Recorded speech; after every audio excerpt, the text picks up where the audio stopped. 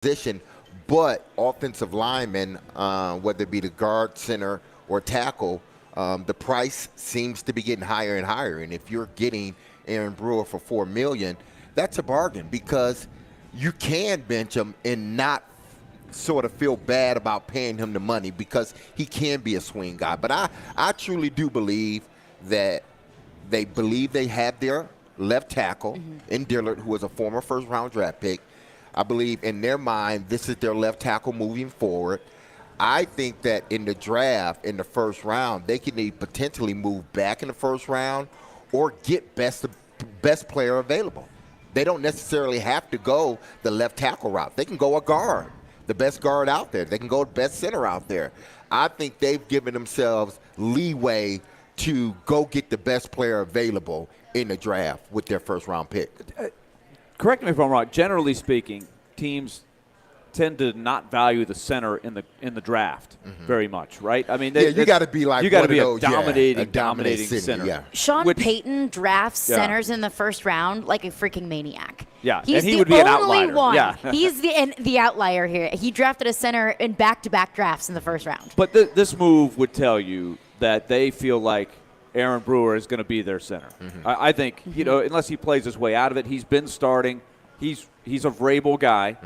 And I think they must feel like his strengths will work better at center. Exactly. Because as an undersized guard, he had some issues, right? That wasn't an easy spot for him. Maybe it'll be easier for him at center. Time will tell. But that move screams to me that you don't pay that and have a second-round tender for a swingman utility backup guy, right? I think they want him to take that job. Yeah.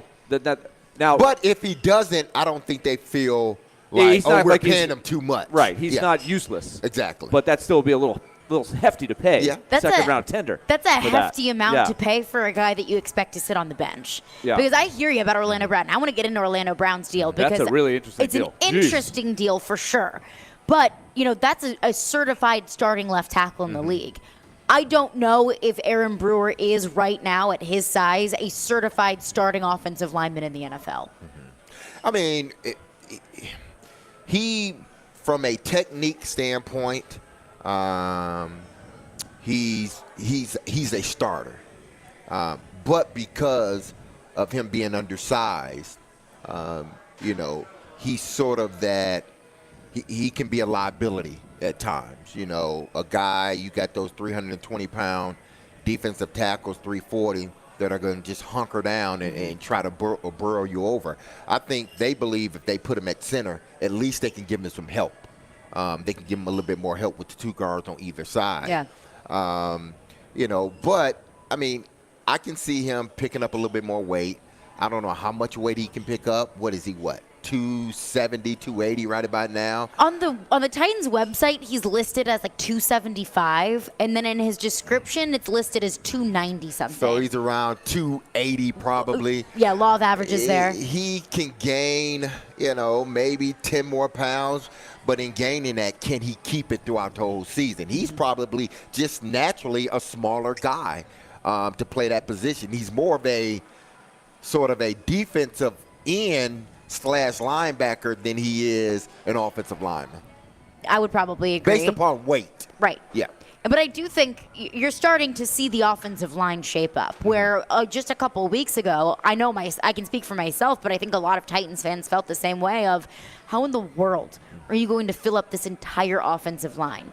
They go out, they find Andre Dillard. That's their left tackle of at least the near future. Aaron Brewer signed to a second-round tender. That's your center. I think they probably feel comfortable with him at center. And they sign Brunskill. I'm going to have a tough time keeping all these names straight. Goodness gracious. Daniel Brunskill, he's going to be your right guard of the future.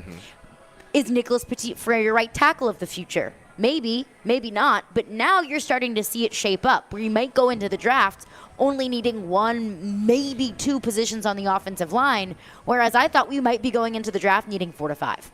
Well, I think you're still going to need offensive linemen because you don't want to run into the same problem you ran into last year where guys are dropping and all of a sudden you're trying to pick other guys up from other, practice squad rosters and finding guys who are not on teams. I think they're going to try to do what they can via the draft and potentially bringing in more free agents to fill up this offensive lineman room, because right now they have really, 4 or 5 guys that they probably feel good about. After that, their hands are up in the air. So to me, they got to get more depth at the offensive lineman position. Yeah, you want to try to create some competition, right? And have option A, B, C, and hope that one of them ends up at each position the right guy.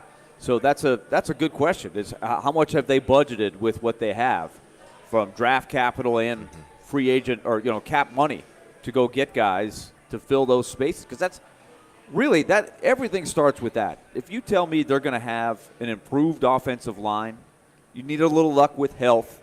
But if their offensive line can improve, then that goes a long way in telling me how competitive they could be, right? If they're going to come back with Tannehill and Henry and the guy and their defense, right? Offensive line will be a huge part of the equation. Absolutely. And while they're, in New York, when they're talking about Aaron Rodgers at the quarterback position, that's probably a lot more sexy of a conversation than talking about left and right guards and who's going to fill in those positions. But I think we saw the consequences that you have to pay this past season when you don't have a legitimate starter in each position at the offensive line. How detrimental that truly can be to your football team. Especially if you get a couple guys hurt, which is what happened. And when you get your quarterback hurt, because your quarterback is obviously in much more imminent danger in front of Dennis Daly and LaRaven Clark. No disrespect to those guys. But oh, LaRaven. LaRaven. 615-737-1025 is our phone number. We're out here at Jasper's on West End Avenue. Come out to Jasper's, watch the games, grab a beer, grab some drinks, grab some food. They've got a bunch of TVs up here at the bar. We'll be watching the games and hanging out here all day long. It's Caroline, Willy, Dmase, 102.5, 106.3, The Game. The college football season never stops.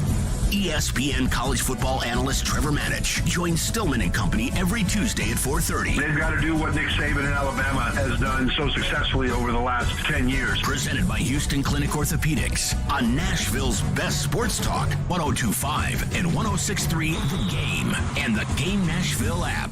Hey folks, Joe Rexford here for FanDuel Sportsbook. This March you should protect yourself against upsets with bracket parlay insurance on FanDuel Sportsbook. Right now, all customers can get up to $25 back each day if your parlay of 3 legs or more falls 1 leg short. As I'm thinking about so many possibilities for parlay, here's a couple legs of a parlay I like. Texas A&M and Wade Taylor over on points. Okay, that's for starters here in the opening round, something I like. Now with a parlay, you can turn a small bet into a slam dunk, and with cash out, you're calling the shots. You can close out your bet whenever you want before the game's over. Just sign into your FanDuel Sportsbook account or go to FanDuel.com/Joe102 to sign up today. Again, FanDuel.com/Joe102. Make every moment more with FanDuel, America's #1 sportsbook, and you must be 21 or older and present in Tennessee. Bonus is issued as a non-withdrawable bonus bet that expires 7 days after receipt.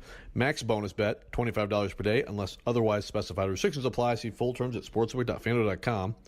And if you have a gambling problem, call the Tennessee Red Line, 800-889-9789.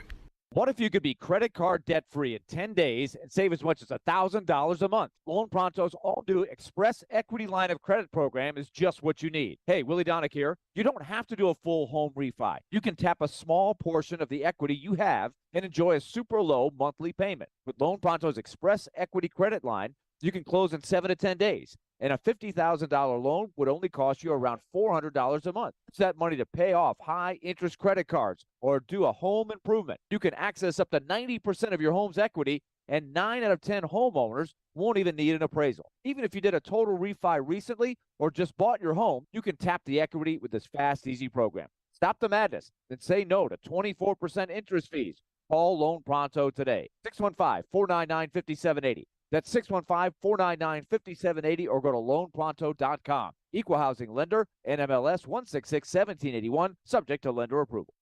Over the years, more men have started to seek help for hormonal deficiencies and imbalances, and Dr. Jeffrey Lodge and wife Daphne, along with their experienced staff, give men the treatment required to improve your quality of life, improve your immune system, energy level, cognitive function, and more. There's no better time to achieve a healthy lifestyle. What are you waiting for? Give Cool Springs MD a call today for an appointment at 615-486-3458 or visit our website at coolspringsmd.com.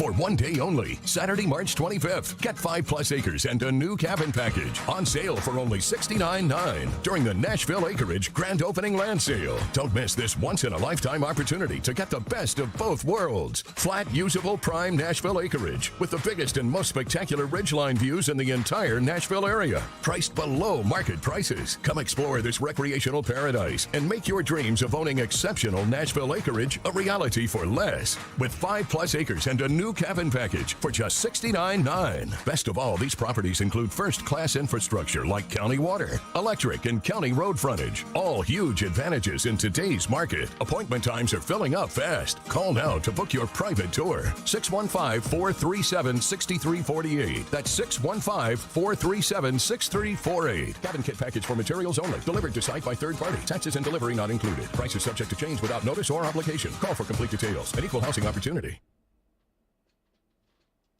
Want to see our smiling faces? You can watch us on Twitch, Twitter, YouTube, and Facebook Live. We are good to go. Presented by Superbook Sports, voted #1 sportsbook in Vegas.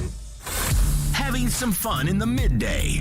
Yeah, it's awesome. This is Caroline, Willy, and Dmase on 102.5 and 106.3 The Game and the Game Nashville app.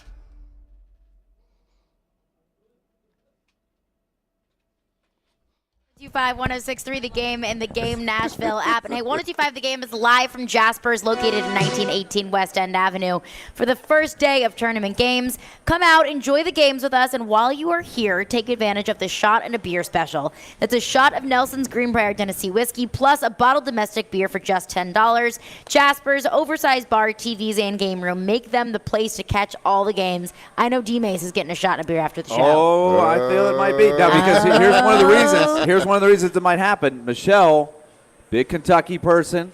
Derek, Michigan State, as we've been, they're on the same side. They could be. I've got them playing each other down the road. Yeah. They could meet head-to-head. They've had some epic battles in the tournament in the past. Yeah. It could happen again this year, D-Mace. I'm just saying. I'm not worried about it. We'll win again. Oh, okay. I feel some tension coming between Michelle and Izzo. Give me Izzo. There was a little stare Give down. me Izzo. There was a stare down between Michelle and Derek during the break. I'm just throwing that out there. There was a stare down. A lot of tension over here. West Virginia and Maryland just tipped off. We're only a few minutes into the game. West Virginia leads Maryland 7-4. We'll keep you updated with all of the March Madness tournament action, breaking down some of the moves that the Titans have made so far in free agency, and more so with the guys in-house. And they placed a second-round tender on Aaron Brewer, which I frankly will not understand. I understand bringing back Aaron Brewer, bringing back a familiar face that knows the offense, have an extra body on the offensive line. But at the $4.3 million price tag, I couldn't understand it. But it seems like with the numbers, with the money, Aaron Brewer is going to be your center of the future. Another tag placed yesterday was also a second-round tender on Tier Tart. And good for Tier Tart. I did not expect a $4.3 million price tag on Tier Tart. And I don't think anybody's trading a second-round pick for Tier Tart. But I'm happy for Tier Tart. He has been a solid part of this front seven on the defensive line. I think that's a good move for the Titans to bring him back. It's a good story. It really is. And how can you not love watching Tier Tart play? I mean, he's a fun, energy guy. That's another Vrabel guy, right? And I think that's where they feel good about spending that money. They feel good, even though it might be a little bit of a reach for the second-round tender. Yeah. You know, you get the certainty pretty much, and you say, that's the guy I like. I like that guy. He fits with what we're doing. He's a great team guy. He's got great enthusiasm. He makes plays, and he's part of a really good defensive line. I don't have a problem with it. I don't have a problem with it either. I think Tier Tart was one of those guys that I think you had to bring him back. Yeah. Because you can never – it's like the offensive line. You can never have too many really good defensive tackles or linemen because they rotate those guys so much. Yep. You know, they play 2 or 3 plays, then they're out for 2 or 3 plays. So it's that constant rotation. I saw it plenty of times, you know, when I played here, whether it was Albert Hainsworth, Javon Kurz, John Thornton, all these guys, they would consistently rotate, and all of them were good. And that defensive line was always fresh. and it made everybody else's job on the defense a lot easier because they were able and capable of rotating guys and not lose much production. And I'm pretty sure that's what Vrabel and Rand Carthon are thinking now. Let's stockpile our defensive line because we're going to have to rely on our defense, for possibly the next 1 or 2 seasons. So we need to sign guys like T.R. Tart. We need to get guys like Danico Autry and make sure he doesn't leave and go anywhere else. We need to sign the Jeffrey Simmons. They went out and plugged a few holes with the linebacker spot. So keeping T.R. Tart to me had to be one of their top priorities, other than Jeffrey Simmons. Maybe a steep price tag, but honestly, I have no problem. He's worth it. No problem with it. You look at this defensive line shaping up to be, let's assume, Jeffrey Simmons, Danico Autry, Harold Landry, Arden Key, T.R. Tart. And that's what it fits the identity of what this football team wants to be. Run the ball, play really good defense. And this defensive line is shaping up to be, to fit that identity that they want to be. I agree. I think that could be a big strength. And if you can get a little development from the secondary, if you could get a good full year out of Fulton. When Fulton plays, healthy. he's pretty good. Yeah. When he plays, he's pretty good. McCreary had He plays. That's the thing. Yeah. Availability. McCreary had an encouraging rookie year. You hope he can build on that. Maybe you get Elijah Molden back. I mean, he had a kind of a sunk year. Yeah. Never really got going at all, but he had a good year 2 years before. I don't think you completely write him off. I think there's some pieces there that you could work with. You still got Byer to anchor it. And then I think what you're seeing from Rand Carthon is that the inside linebacker position is a little bit more fungible, right? It's not where you spend a lot of money. You can find guys, Amani Rice or Dylan Cole, the guys they've been using there. You can get some mileage there. If the front four is good, and if your secondary is good, you can get by with, average guys that you're not paying a lot in the middle of that defense. Yeah, because, a lot of times what you see in this league is that if you have a dominant defensive line, it helps out the secondary. And sometimes, you look at guys like, man, he's a hell of a cover guy. Well, no, look who he got in front of him that's rushing the passer. So you only got so many seconds to throw the football. And if I only have to cover for 2 to 3 seconds, it makes my job as a defensive back. I don't have to be the greatest defensive back. I just need to stay within the framework of the defense. If it's telling me I need to play cover 2, then play cover 2. If it's cover 3, man press, man off, then that's what I play. Play my leverage because I know that quarterback doesn't have a lot of time to throw, and eventually he will make mistakes. I totally agree. And I still do think this cornerback room needs some revamping and needs some renovation. In the offseason, they need depth. They just need bodies. But go back to 2021 when the Titans had one of the best defenses in the league, and that was with basically zero production from Caleb Farley. That was with Christian Fulton and the hamstring issues, and Jackrabbit Jenkins, who isn't, the next greatest gift to cornerbacks in the world. And it was and they were one of the top defenses in the league still, and it was because of that defensive line. Because the defensive line did the tough work. They got to the quarterback, so the corners could sit back and say, okay, we're good. We don't have to do our job because the defensive line did its job. And while we're on the topic of tenders that the Titans gave out. Of course, Aaron Brewer, the second-round tender, $4.3 million. T.R. Tart with the same tender. I think about this because I was a little bit shocked that the Titans didn't place a tender on Nick Westbrook-Ikhine. It would have been worth $2.62 million. And I said, okay, they probably wanted a Nick Westbrook-Ikhine price tag closer to maybe a $1 to $1.5 million price tag. They didn't want to pay Nick Westbrook-Ikhine the $2.6. I understood that. To your point, Dmase, he doesn't play special teams. So they're not going to dish out the extra cash for a guy who doesn't play special teams. But wide receiver is still a pretty desperate need for the Titans going into the 2023 season.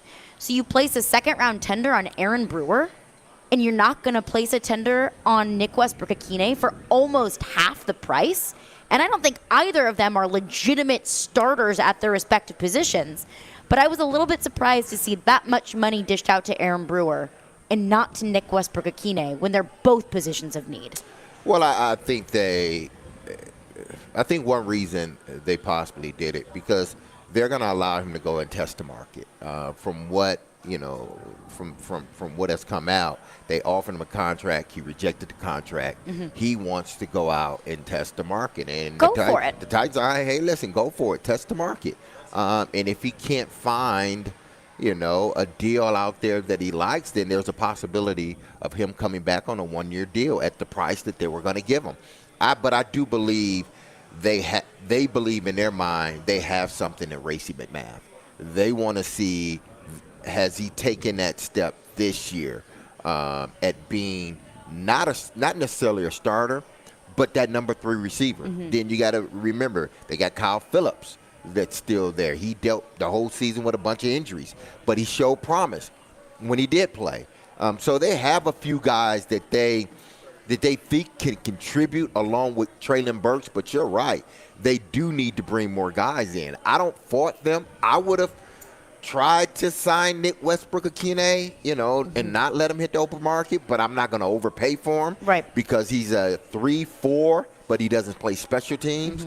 I wouldn't have overpaid for him, but give him an opportunity to test the market. If it's not there, then bring him back on the deal you wanted him. But you still have to add more guys to this roster in that receiver room, whether it's another veteran guy or you draft a guy in this year's draft. Well, let's put it in perspective, though. All right, I'm looking at the average price of an NFL center. Okay, the highest paid center in the NFL is Frank Ragnow from the Detroit Lions. Why do they have the top paid center in the NFL? I don't know. I would have assumed it was probably Jason Kelsey. How much do you think that the top center makes? Or let's even say 10. It's 8.5. Chase Roullier, I think that's how you say it. I don't know. I don't have the centers memorized. $10 million is Chase Roullier. He's 6th. Okay. It ranges. Mr. Ragnow makes 13.5 against the cap. Word. So the starting center, the average starting center, I'm looking at 16 through 22. You got Josh Myers at 22 for Green Bay. He's 1.4. At number 18, Andre James from Vegas, 4.3. So, I think what you're seeing with Aaron Brewer is that's about the average. Yeah. That somewhere in the middle is what you pay for a starting center, a veteran starting center. Yeah. He's been around for a while. So, that's not that out of line, I don't think, for what you pay a center and what you're going to get. I think Brewer, he's played a lot of games, right? He started a lot last year, and they think his better position is center than guard. So I'm okay with that price. I don't know if you can compare it to wide receiver. Westbrook-Ikhine, to me, especially because he doesn't play special teams, is replacement level for the most part. He hasn't taken 100%. this step forward. I think you can find another guy. I think you'd love him. You wouldn't mind having him back at the right price. But, the lock him in at 2 point whatever, I don't think that was necessary. I agree. I'm not campaigning but the market will prove it. I hope he gets another deal. Hope he makes money somewhere else if somebody gives it to him. It just takes one team. I don't see it, though. I would not campaign to pay Nick Westbrook-Ikhine $2.6 million because I don't think you can pay, even though that is such chump change in the grand scheme of things in the NFL. But when you are looking at the situation that the Titans are in, where they want to find good players at a fairly reasonable price, when you have to split hairs at that point. I don't think that Nick Westbrook-Ikhine is a $2.6 million receiver. But you say, the going rate, it's kind of average for a starting center in the league. Yep. I think Right Aaron Brewer is your starting center, but is he a starting center in the league? And that's kind of where you start to nitpick, because I didn't think that the Titans would go into this season saying, okay, Aaron Brewer is our starting center. I understand the sentiment that, okay, if we don't find that guy in the draft, we at least have a fallback option. But I think Vrabel likes him. And he loves him. And he's going to give him an opportunity to play that center position possibly and win that win that starting role. 615-737-1025 is our phone number. We'll get into your calls, your texts, your thoughts on the Titans' moves in free agency, both pieces that they bring in, both pieces that they've retained and pieces that they have let go. But coming up next, I listened to the entirety of Aaron Rodgers' sit down with Pat McAfee, and there congratulations. I don't even want to accept congratulations for that because I don't think that I deserve it. Do you regret it? I don't regret it because it was entertaining, but I do feel like an hour of my life was wasted. Okay. But we will get into some of my favorite highlights of Aaron Rodgers' sit down with Pat McAfee yesterday. And what does the AFC look like now that it seems like Aaron Rodgers is headed to New York? We'll get into that coming up next. Caroline, Willy, Dmase, 102.5, 106.3, The Game.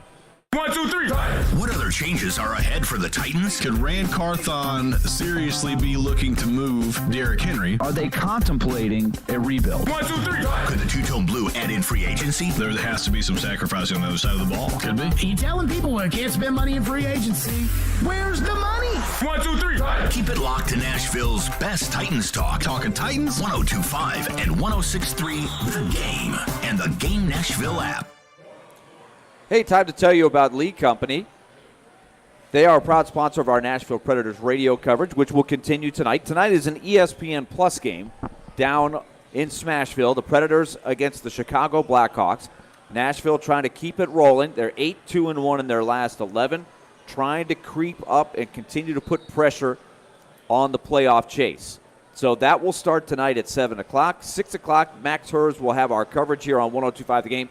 It'll be brought to you by Lee Company. So, with that in mind, Lee Company has all of your needs ready for you to keep your home running efficiently. It's going to be time to use your air conditioning here very, very soon on a daily basis. So, if you haven't had it checked since last year or the year before, not a problem. Just call Lee Company right now, 615-567-1000, or make an online appointment at leecompany.com. They'll come out, they'll check it, they'll make sure it's running efficiently, they'll make recommendations. And then down the road, you might want to consider the home maintenance plan because then you get discounts on repairs if you get those annual checkups. It's the way to go. That's what we do in our house. Lee Company, proud sponsor of our Nashville Predators radio coverage. You can reach them at 615-567-1000 or leecompany.com. Imagine yourself in a new Toyota, like the aggressively sophisticated Toyota Highlander, with room for up to 8 and the most advanced safety features. Now through April 4th, you can get low 3.99 APR financing on a new 23 Highlander, with approved credit through TFS, excludes hybrids, and every new Toyota comes with 2 years no-cost maintenance included. Get complete details at buyatoyota.com. Ready, set, go get your Toyota today. Toyota, let's go places. Willy Donick here for Pella Windows and Doors of Nashville. The official 2022 stats are in, and the Pella brand is rated #1 by Nashville homeowners for windows and doors. One reason, Nashville homeowners selected Pella Windows #1 for the highest quality craftsmanship. Another key stat, Pella Windows and Doors of Nashville is also rated #1 for the brand that stands behind their product. If you need new doors or windows, the choice is clear. Choose the experts at Pella Windows and Doors of Nashville. Go to PellaofNashville.com. Sports and leadership go hand in hand. In fact, 94% of women executives were student athletes. Play Like a Girl is creating a more equal playing field for the next generation of women in leadership. You can help too. Become a mentor, donor, or volunteer. Learn more at iplaylikeagirl.org/mentor. Bob's Steak and Chop House in the Omni Nashville Hotel. Hi, this is Chef Mark again from Bob's Steak and Chop House at the Omni Nashville Hotel. Come join us before any Preds game or concert at Bridgestone Arena. Enjoy one of our prime steaks. Why Bob's, you may ask? Because at Bob's, we not only serve prime beef, but the top 2% of prime beef in the world. Try our certified Japanese A5 or Australian tomahawks. So come see us at Omni before go to any game and make sure to ask for Chef Mark. Let's go Preds. Attending an event downtown? Dine at Bob's Steak and Chop House in the Omni Nashville Hotel.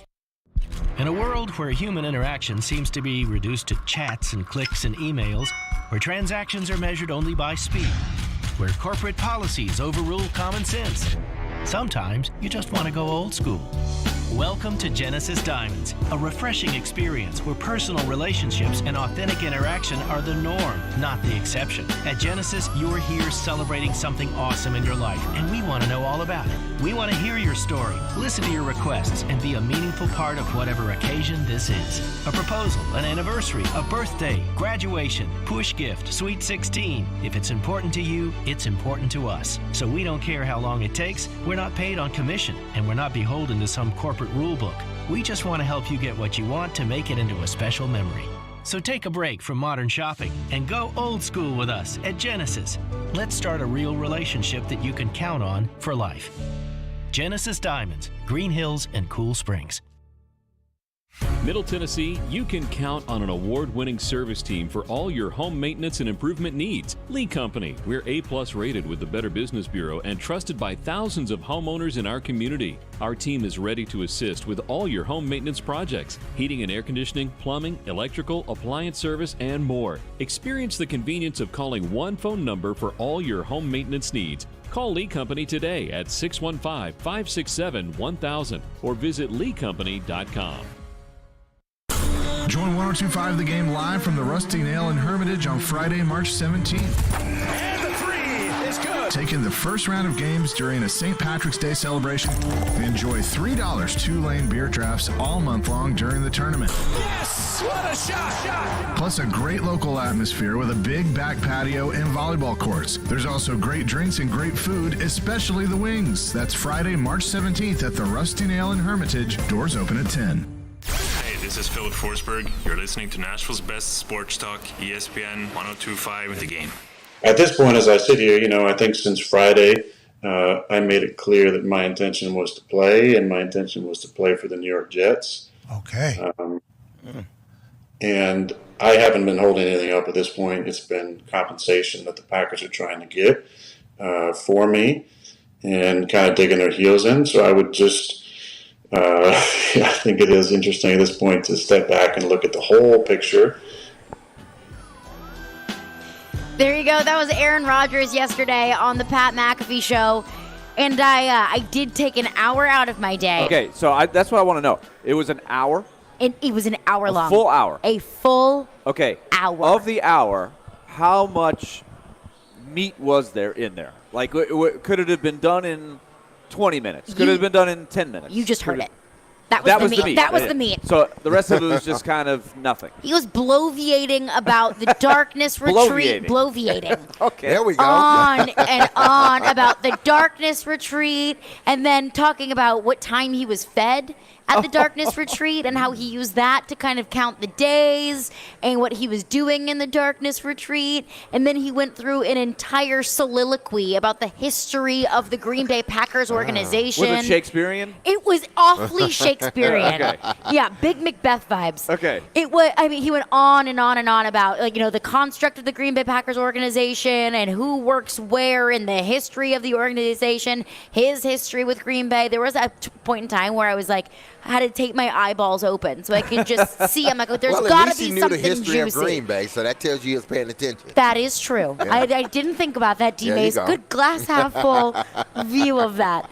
Caroline Willy, Dmase, we're out here at Jaspers. We've got the games on. They're going to have the games on all day long. We've got Maryland, West Virginia up on the TV now. Come out, grab some food, grab some drinks. We'll be hanging out here all day long at Jaspers. But Maryland it was in a little bit of a hole. They came by a bucket. 16-4, West Virginia with the lead. And this is the other problem with the games. They drag. Yeah. The TV timeouts are twice as long. It seems like every play is reviewed, and the games. Somebody got to pay the bills. I know. But they do drag. I'm like, it's still 11 minutes to go in the first half? What the heck? It's 15-4. On and on. And I'm sure that is probably devised by CBS. Yeah. They like that. Yeah. But the Aaron Rodgers sit down with Pat McAfee yesterday was truly something that could go in the Smithsonian in the history of football media. But there are a few tidbits that just made me laugh. And this was one of them. Because I love direct communication. If they had just said, listen, we think it's time to move in a different direction. And we love you. And you're going to be a Packer Hall of Famer. You're going to go in the Hall as a Packer. We're going to retire your number, whatever it might be. But it's time to move on. I would have said, man, thank you so much just for telling me that. Like, I really, really appreciate that. That means the world to me that you would tell me that. You appreciate direct communication, Aaron. Do you? Hey, Aaron. He hasn't been the most direct communicator to the Green Bay Packers. So I just thought it was so hilarious that he said, I would have appreciated direct communication from the organization. I'm sure they probably would have felt the same way about you. You know what? I think because of what happened last year, and I can see where I can sort of see what Aaron is talking about, because there had to be something in his mind saying, listen, if they're going to re-sign me to this huge contract, then they want me to be their quarterback for the next 2 to 3 years. Mm-hmm. And I think any player would have thought the massive amount of money they're giving you and they can't really get out of it, if they're giving me this much money, then they want me here regardless of what the situation is. They want me as their quarterback for that 3 years. So there could have been some mixed communication. There could have been, well, yeah, we want Aaron and we're going to give him this contract, but eventually in our mind, we're going to move on from him sooner rather than later. And Aaron's looking at it like, well, they gave me this contract. Well, I guess they want me to be here at least the 3 years of the contract. So there possibly could have been a breakdown, because if I'm a team, I just draft Jordan Love. I'm not signing that contract. I'm not offering him a contract worth that much money. Mm-hmm. I'm just not. Yeah. Because you're sending mixed messages. As great as he is, I'm not going to draft his heir apparent and then sign you to a 3-year extension, give you 3 more years at $150 million. I'm not going to do that. I may give you a 1-year deal or possibly a 2, but I'm not giving you a 3-year deal and have to be stuck to that 3-year deal unless I trade you. So there was some mixed messaging going on. Now, whether it was all Green Bay or if it was some of Aaron, I think they both are culpable in what's going on right now. It all comes back down to this for me. Like, I guess they had the highest rating. They were kind of beating their chest. The McAfee show saying we had all these numbers, millions of people listening. Good for them. Absolutely, exactly. Everybody was looking to see it, but to get all of the dirty details and the dirty laundry or whatever, just is that really what you want your legacy to be? We're gonna remember this. Mm-hmm. We're going to remember Aaron Rodgers the player, but we're going to remember this tone. It's his It'll narrative. It'll stick with him. It's his narrative, but how does it come across to everybody? But this is how. Is that what you really want? I mean, it's not what you want, Willie. It's almost, and I'm not saying this is what he was. It was almost like I'm forced into doing this because I want to tell a narrative because everybody else is writing their own narrative about me. I'm not saying anything to anyone. But where did that narrative start, though? I understand where it started. Yeah. But what I'm saying is that whether Aaron started it or not, let's just say Aaron starts it, everybody runs with it and give their own narrative. Aaron sits back and listens to all of this. Now he's like, hold on. Let me tell y'all what really happened. And I don't fault him because a lot of times we always tell player take the high road. No, players are done. Players are done with taking a high road. You saw what Mike Vrabel did to some of his players, calling them out. So why should a player now take the high road because the organization doesn't want him anymore? The organization wants to move on. If you're going to dish dirt on me, I'm going to dish it back. The hell with the Michelle Obama reference. When they go low, we go high. No, when they go low, we go lower. Because I want to make sure the narrative is the way I want it to be. We're going to continue to see players set their own narrative. But it's the tone. Forward. It's the tone, too. It's how you do it. Yeah. And that I guess I don't disagree with what you're saying, but the way he comes off so sour and like, he is this is sour. what they did. The media doesn't know anything. Here's my story. This is what it is. You don't know the truth. I mean, it's so sour. He is sour, though. That's what we remember. We don't even remember what he's saying. It's just what he looks like, how he comes across. He had a stain on his sweatshirt. Yes. Look like a slob. You're half a billionaire. You couldn't have just washed the sweatshirt, Aaron? And I'm with you, Dmase. I think players are more empowered now than they have ever been. And I think that is a good thing for sports. It's no longer just shut up and play. Like, you are a person and you have a platform and you have a voice and you should use that. But to Willy's point, I think it's fair that it's not just Aaron Rodgers coming out and resetting the narrative or righting the wrongs of what he thinks some people said incorrectly about him. I don't think Green Bay ever came out and trashed Aaron Rodgers. I don't think Green Bay ever came out and said things about Aaron Rodgers that weren't true.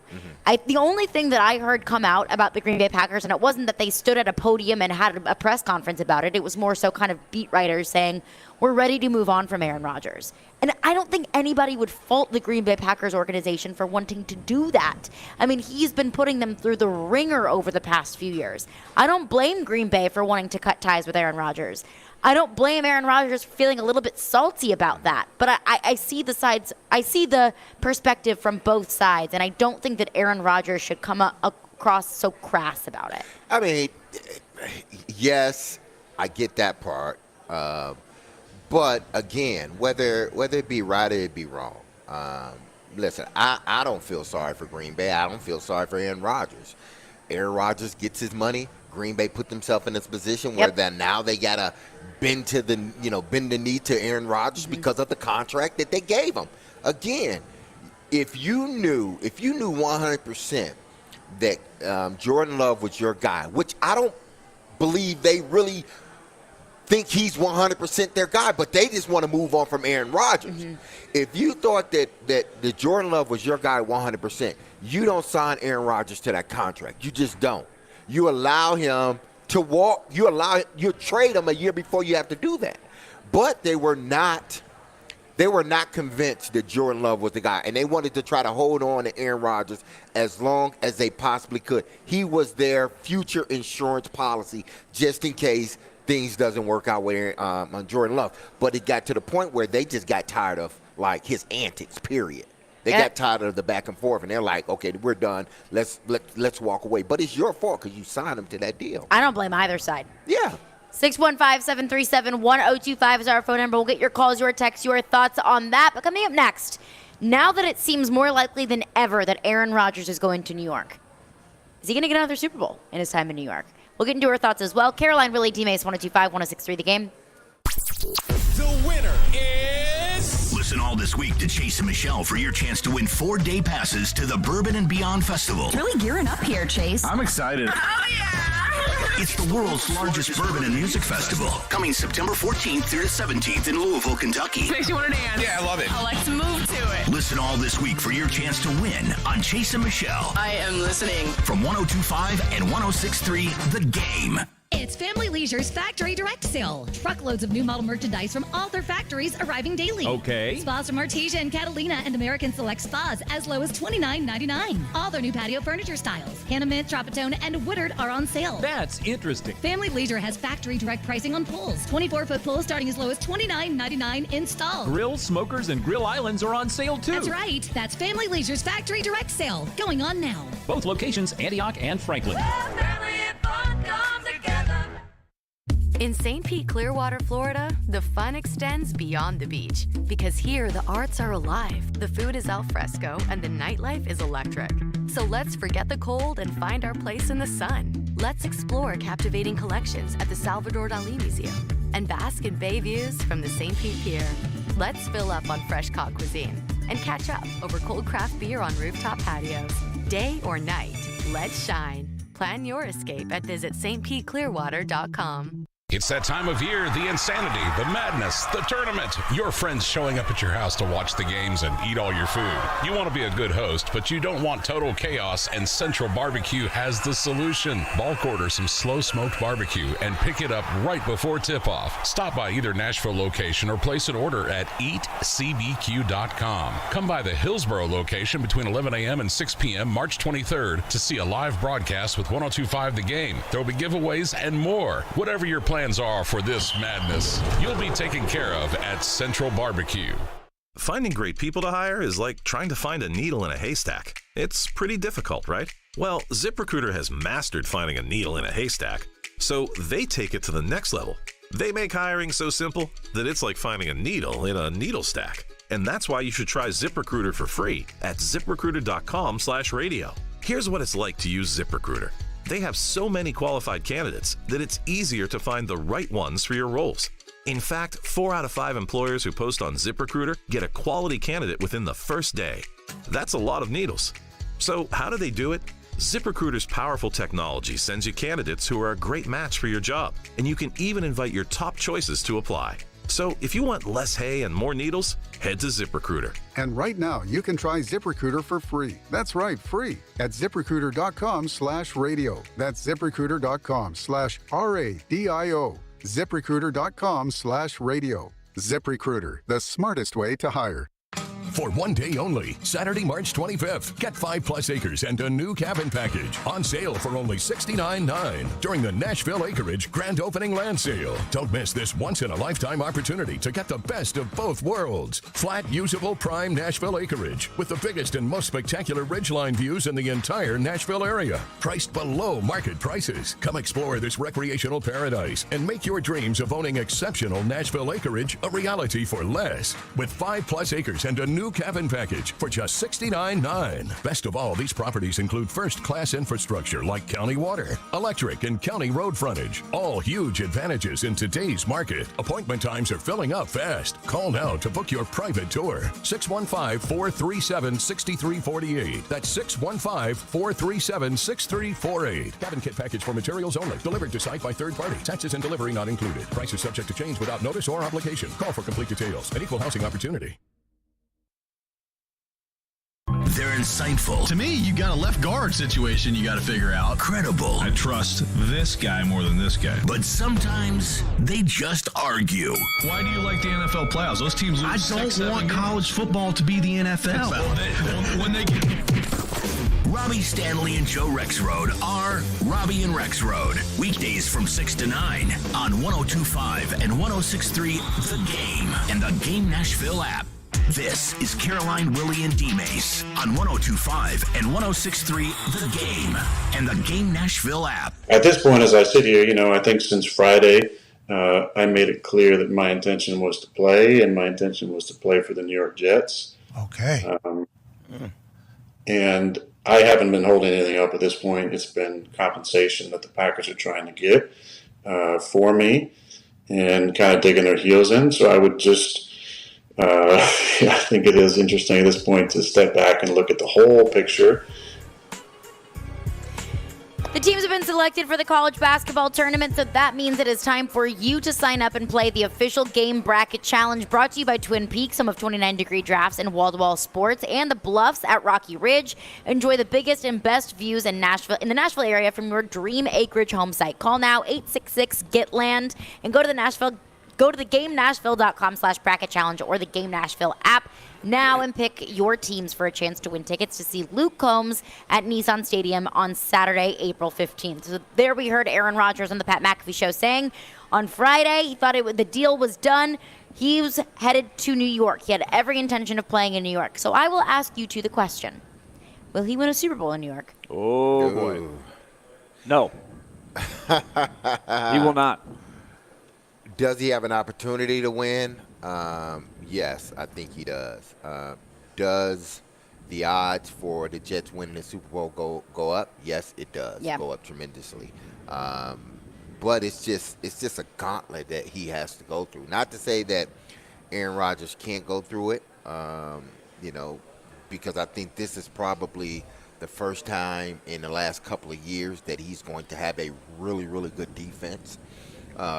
So it's not going to – he's not going to have to bear the weight of, putting up 30 points per game, even though they may do that because they have the talent at the running back position, at the receiver position.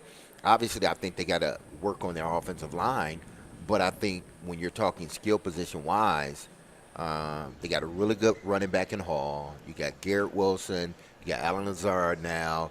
You got Corey Davis. You got Elijah Moore. You got some good pass catchers. So I think he put this team right in the mix of potential Super Bowl winners. But, man, you got to go through Cincinnati, Kansas City, Jacksonville, Miami, Buffalo. That's just to name 5 teams. And I talking about the Chargers. Denver will look much different than they did last year. I believe in Sean Payton, so that team will look much different. So you just keep adding teams, and you never know. Listen, Indianapolis, they may draft their quarterback, and they may hit the ground running with their quarterback. This is just a long line of teams that he has to go through to get to the Super Bowl. Is it possible? Is it impossible? No. But it's going to be damn hard for him to do it. I don't think he'll win a Super Bowl, but I will say this. it very well could be worth it to him and the Jets. In other words, I think this could be fun. If he can build a good relationship there, elevate that team to a level they haven't been in a decade, contenders, get to the playoffs, beat some good teams, be in the mix, totally worthwhile. Winning the Super Bowl, that's hard to do. We just talked about the Bills. Yeah. After they lost, they're relevant. The Bills were awful for a long, long time. They didn't make the Almost playoffs 20 years. for 20 years. They're exciting. They're in the mix. They may or may not win it, but they're in it. I don't know that the Jets will be the best team in there, but this could be fun. It's going to be exciting, and they'll get that fan base energized for the first time in a long time. That's worthwhile. I can see, not to say that it will happen, I can see this being a Tampa Bay Buccaneers sort of deal. When Aaron Rodgers walks into that building, just like when Tom Brady walked into the building in Tampa, everybody understood that we can win now. Yep. We can win a Great Super point. Bowl now. So everyone is going to elevate their game. But here's the tricky part about it, and Aaron has to understand this. Tom walked in, and Tom did everything. He showed them, this is what I expect y'all to do. I'm going to be here during mini camps. I'm going to be here, throwing with my receivers all day. I'm going to have a guy stand at my house because I want him, and we're going to go over the playbook in Antonio Brown. So he did the dirty work to show everyone else this is what it's going to take to win a Super Bowl. If Aaron doesn't come in there with that mentality like Tom Brady did, it's going to be harder for him to win over that team. Now, they're going to think when he walked in the door, we got an opportunity. But if you don't show them the way like Tom showed Tampa the way, then they're going to look and say, well, yeah, you're great, but you're not showing us what it takes, the dedication it takes to win a Super Bowl. Tom showed Tampa that, and they followed right behind him. Aaron has to show New York, especially with a young team. It's a fair point. The other difference, I think, is that the NFC was much more winnable than the AFC, so that's going to make it tougher for Aaron Rodgers. But I agree with everything you said. That he's going to walk in there with a ton of credibility. Everybody is going to feel it. We can win now. We've got the quarterback. We have the other pieces. We can be good. But you're right. He's got to set the tone. He's got to be the leader, but he's also got to beat Mahomes, Josh Allen, Burrow. It wasn't like that in the NFC. And just look at the division for Brady. Now you've got the the division. Bills. Yeah. The Dolphins are loading up Jalen Ramsey. They grabbed Tyreek Hill last year. I don't know what the deal is with Tua. I don't know Miami's quarterback situation. I do think Miami's a better team than they were last year. And then you add Aaron Rodgers onto a Jets team that I think was just a quarterback away from being much more competitive. That might be the most stacked division in the NFL. Because the Patriots are not going to just crater, I don't think. They're going to be competitive, if nothing else. How the tables have turned from the days where the Patriots were the only relevant team in that division, and now it's every team except the Patriots. 615-737-1025 is our phone number. We're out here at Jasper's on West End Avenue. We'll be out here all day, so make sure to come and check out the games here. Coming up next, free agency has changed a lot of things for individual teams, for the Titans themselves, but it also changes the market. Has it changed the market for one member inside the Tennessee Titans organization? We'll get into that coming up next. Caroline, Willy, Dmase, 102.5, 106.3 The Game. Every day we are live and local. Blown out in one game against a team that's just flat out better than you. And your source for Nashville sports. How many needs are you going to create for yourself this offseason? We are Nashville's best sports talk. 102.5 and 106.3 The Game and the Game Nashville app. ElectronicExpress.com. We make it happen.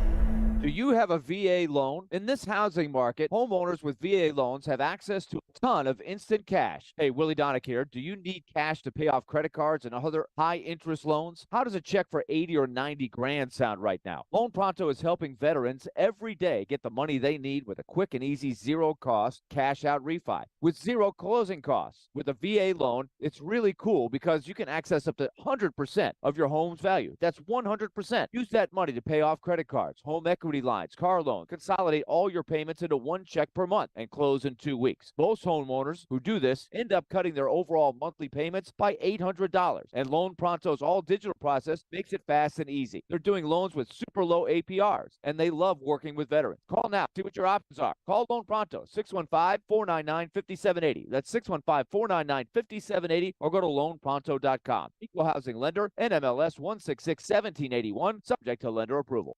Houston Clinic Orthopedics wants to thank their patients for voting them the #1 orthopedic practice in the Nashville Scene Poll for 3 years in a row. Their physicians specialize in spine, joint replacement, knee, hip, upper extremity, and other orthopedic conditions. At Houston Clinic Orthopedics, they adhere to all CDC guidelines for the patient's and staff safety. To experience world-class orthopedic care and see a list of all physicians, visit their website at tn.houston.com and book your appointment online today. The Electronic Express famous half-price fair starts this Sunday. Hurry in and save up to 50% on anything in the store. First come, first serve. The Electronic Express famous half-price fair starts this Sunday at 10 a.m. Small business owners, we know tackling your to-do list can sometimes feel like going 12 rounds against a heavyweight champ. Except that heavyweight's gloves are made of something hard, like diamonds. So when a new to-do pops up, you're like, I can't. I'm boxing my diamond boxing glove-wearing heavyweight champ of a to-do list.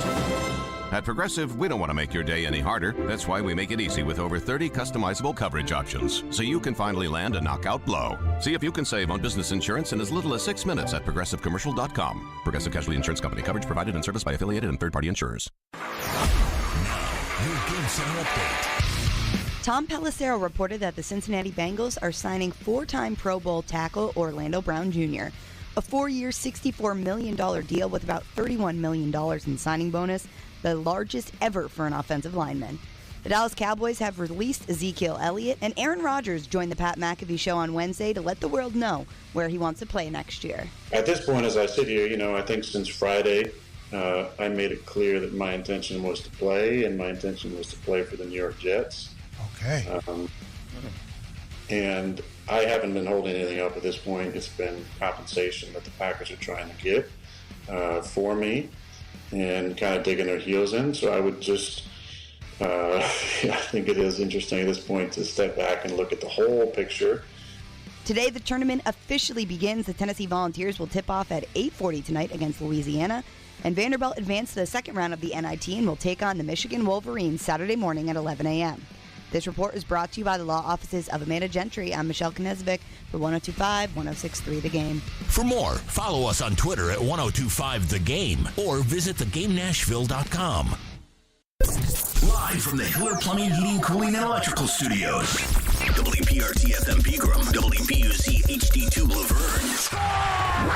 Nashville's exclusive home for the Nashville Predators. 102.5 and 106.3. A gutty performance. Do your job. And the Tigers regain the lead. The Game. A Cromwell media station. Covering your teams and the news of the day. Ladies and gentlemen.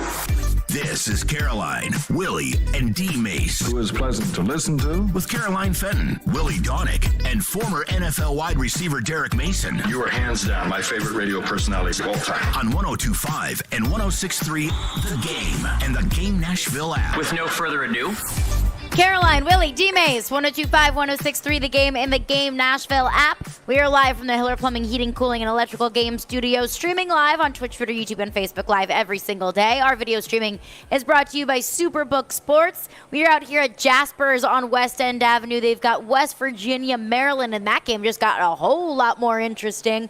And we've got Virginia Furman on as well. Virginia leads Furman 19-10 with about 9 minutes left to go in the first half.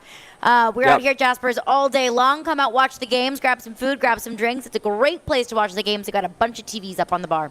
Maryland was down at one point 16-4, and they have now moved ahead 30-28 with a minute 22 to go in the first half. So it has swung back and forth.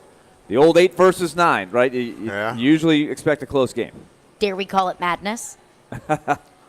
It's just getting started. It is March. We expect madness. We hope for madness. We'll keep you updated with all of the tournament games going on today. But the interesting thing about free agency is there's going to be all sorts of moves. And it's not just free agent moves. You've got trades going down. You've got potential free agents signing big contracts. You've got players that are getting signed to big contracts before they become free agents.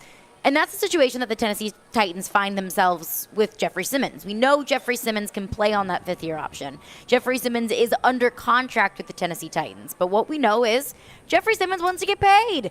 Jeffrey Simmons wants that insurance of a long-term contract. And I think that both sides want to have the same thing, where Jeffrey Simmons is playing for the Tennessee Titans for the foreseeable future. How they get there, that's what's up to contract negotiations.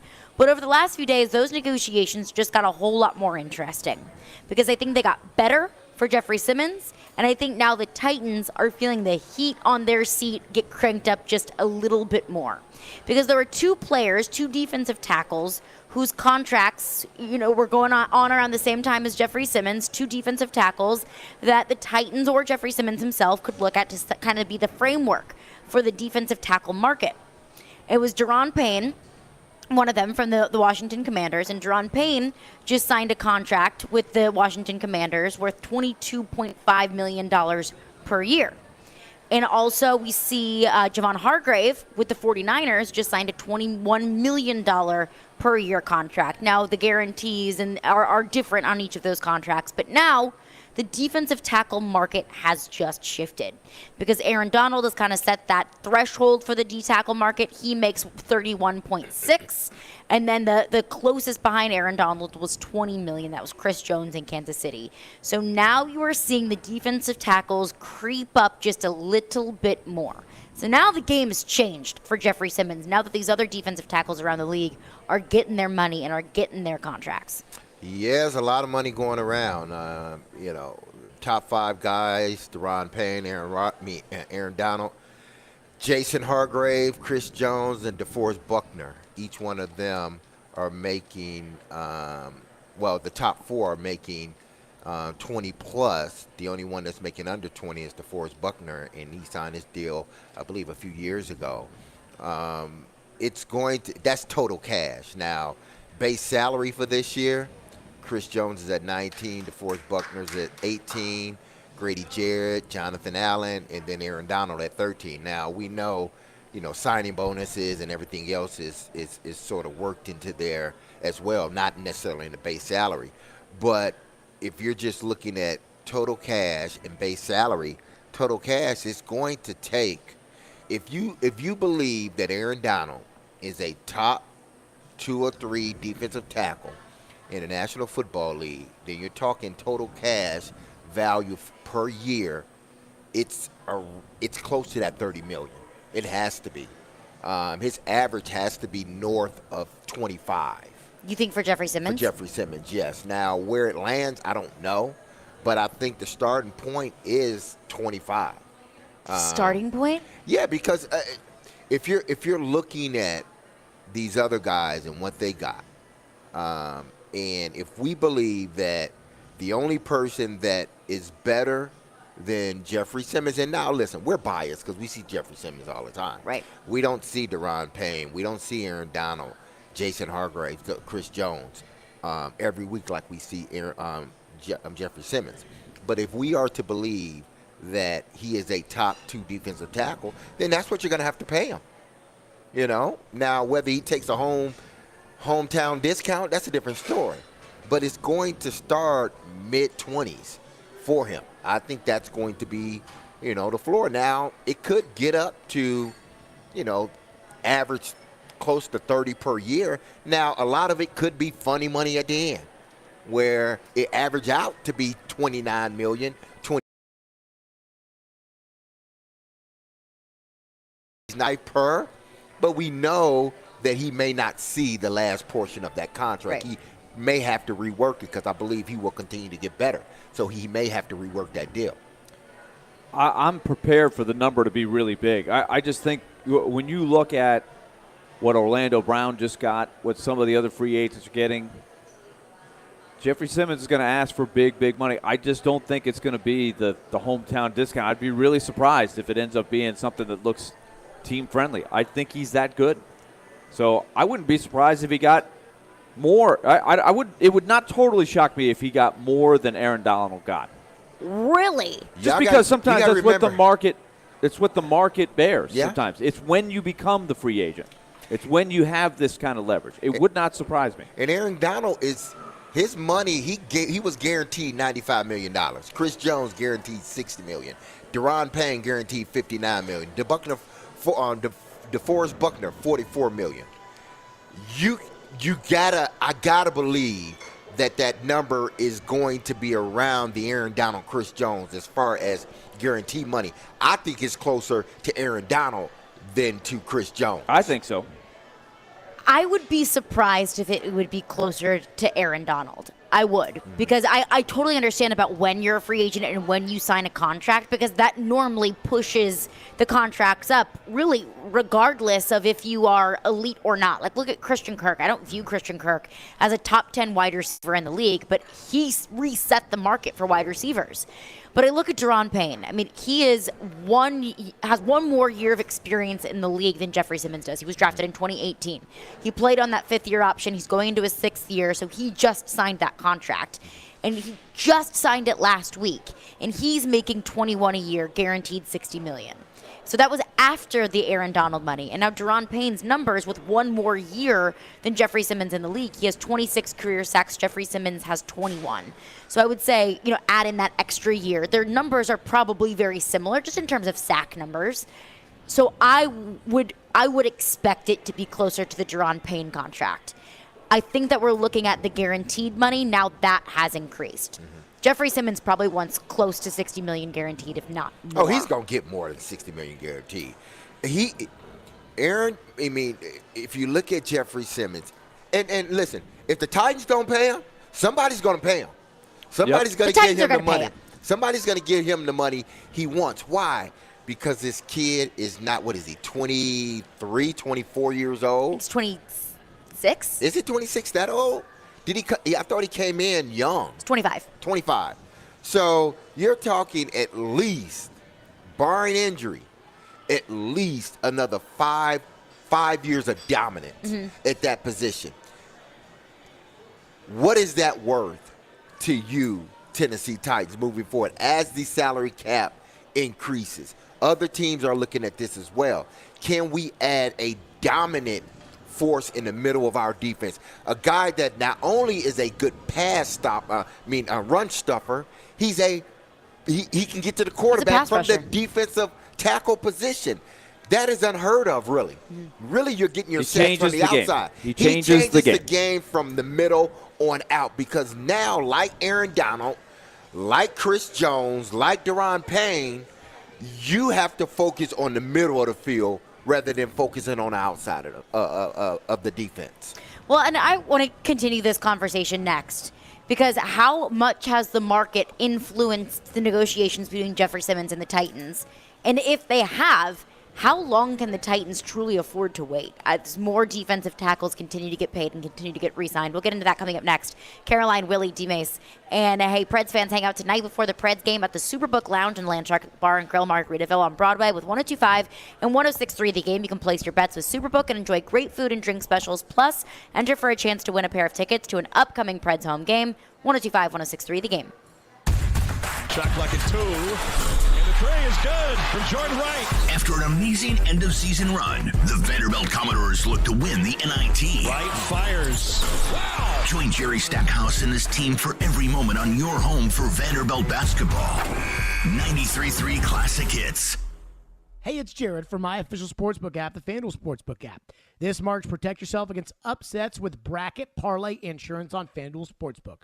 Right now, all customers can get up to $25 back each day if your parlay of 3 legs or more falls 1 leg short.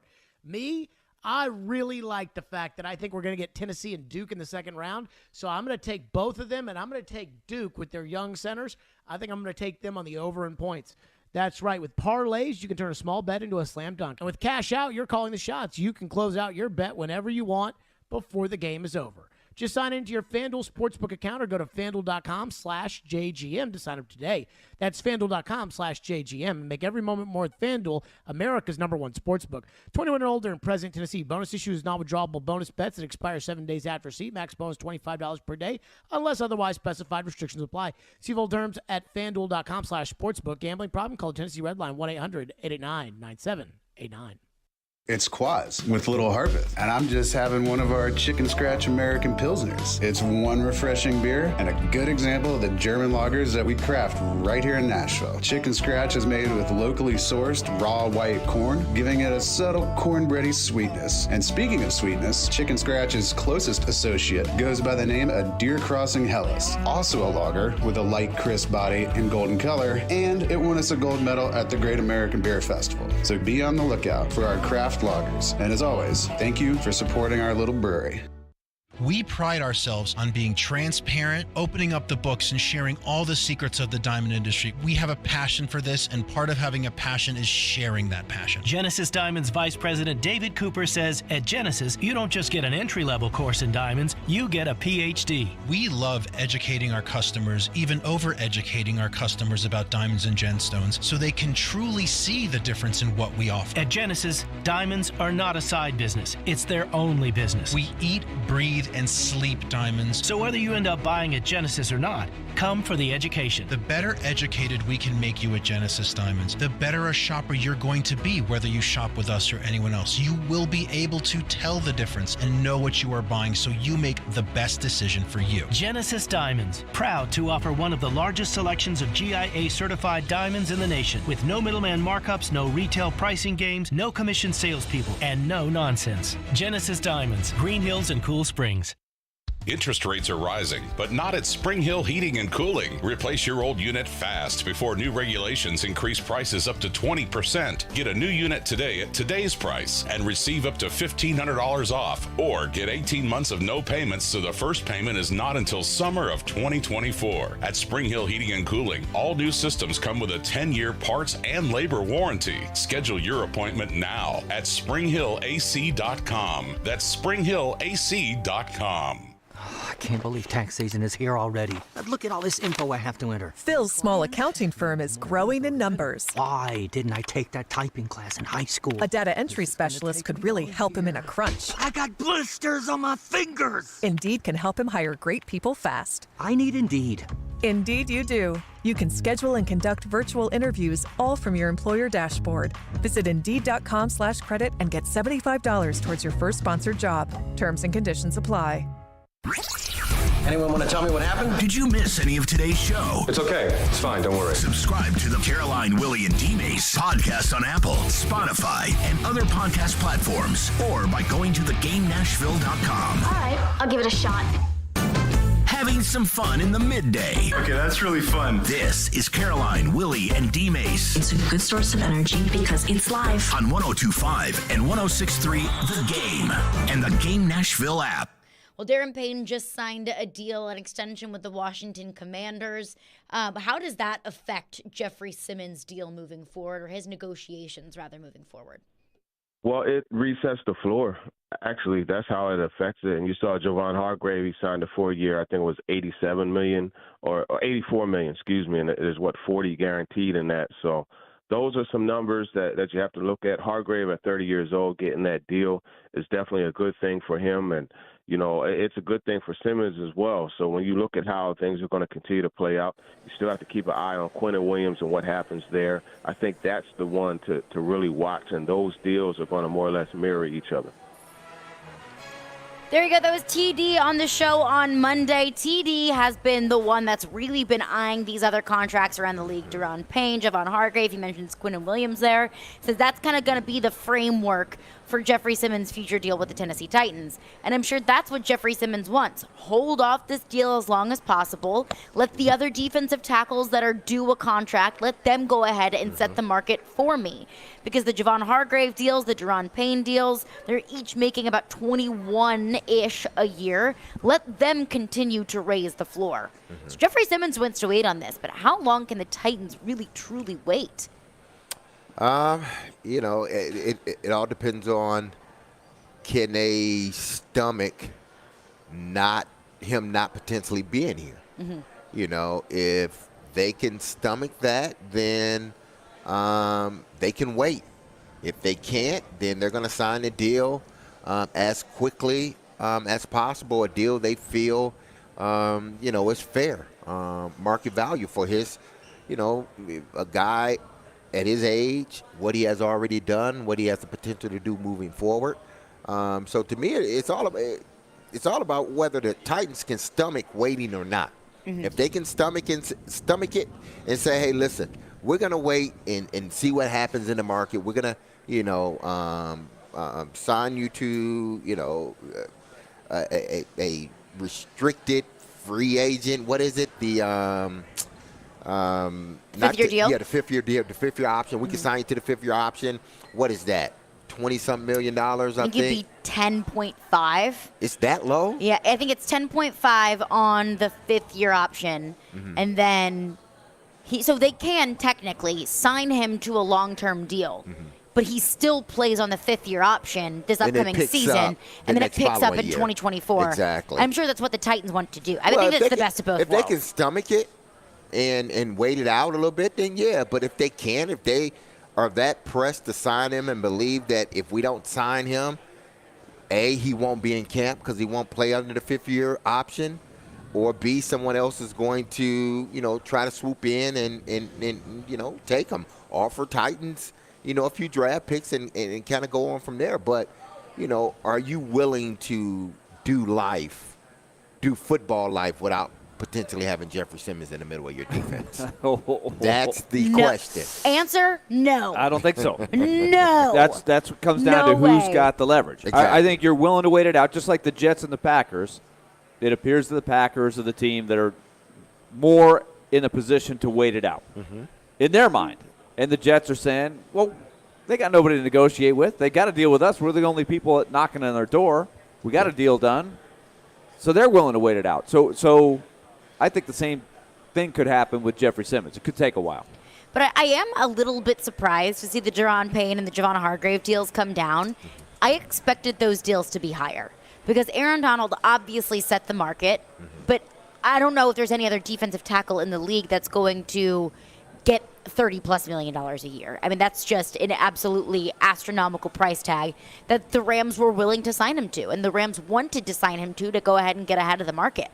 I expected some of those numbers to be 23 to 25. So it may even work in the Titans' favor that those numbers are 21. And they're kind of sticking with the rest of the market of the kind of Chris Jones $20 million a year deals. But the difference is the guaranteed money. That Javon Hargrave and Deron Payne, they're making that guaranteed $60 million. I think that's going to be the floor of what Jeffrey Simmons wants, is $60 million guaranteed, because $60 million of an $84 million deal, that's a solid guarantee, solid chunk of that contract that is guaranteed, but that's now the floor. Yeah, it's going to have to be the floor for a guy with his ability, with what he has done already at such a young age in this league. Then, you have to look at it from the standpoint of how much money can I get up front? How much of this can I get guaranteed as a player, especially at that position? And it seems like if you look at the top three guys, whether, you got Aaron Donald, that was just sort of I think that deal was done so he can retire a LA Ram and not let him go anywhere else, because that number is, based upon, where he's at in his career. Yes, he's still one of the top, 3 or 4 defensive tackles in the National Football League. But I think that was more so of we want you to retire here. We drafted you. We're going to give you this money, and because we know who you are as a person and a player. So it was almost like that sweetheart deal that you would give him just to stay. Don't retire, Aaron. Exactly. Don't retire just yet. We need you for a couple more years, so we're going to give you a little bit more just to entice you to come back to us. But, I mean, in between Aaron Donald's 95 and Deron Payne's 59-60, you got Chris Jones at 60. So that number, I believe the floor is $60 million. The floor is $60 million guaranteed. Yeah. Now, whether he takes it, that $60 million guaranteed is a different story. I'm thinking he pushing more of the 70 guaranteed. If you give me 70 guaranteed now, we can be talking.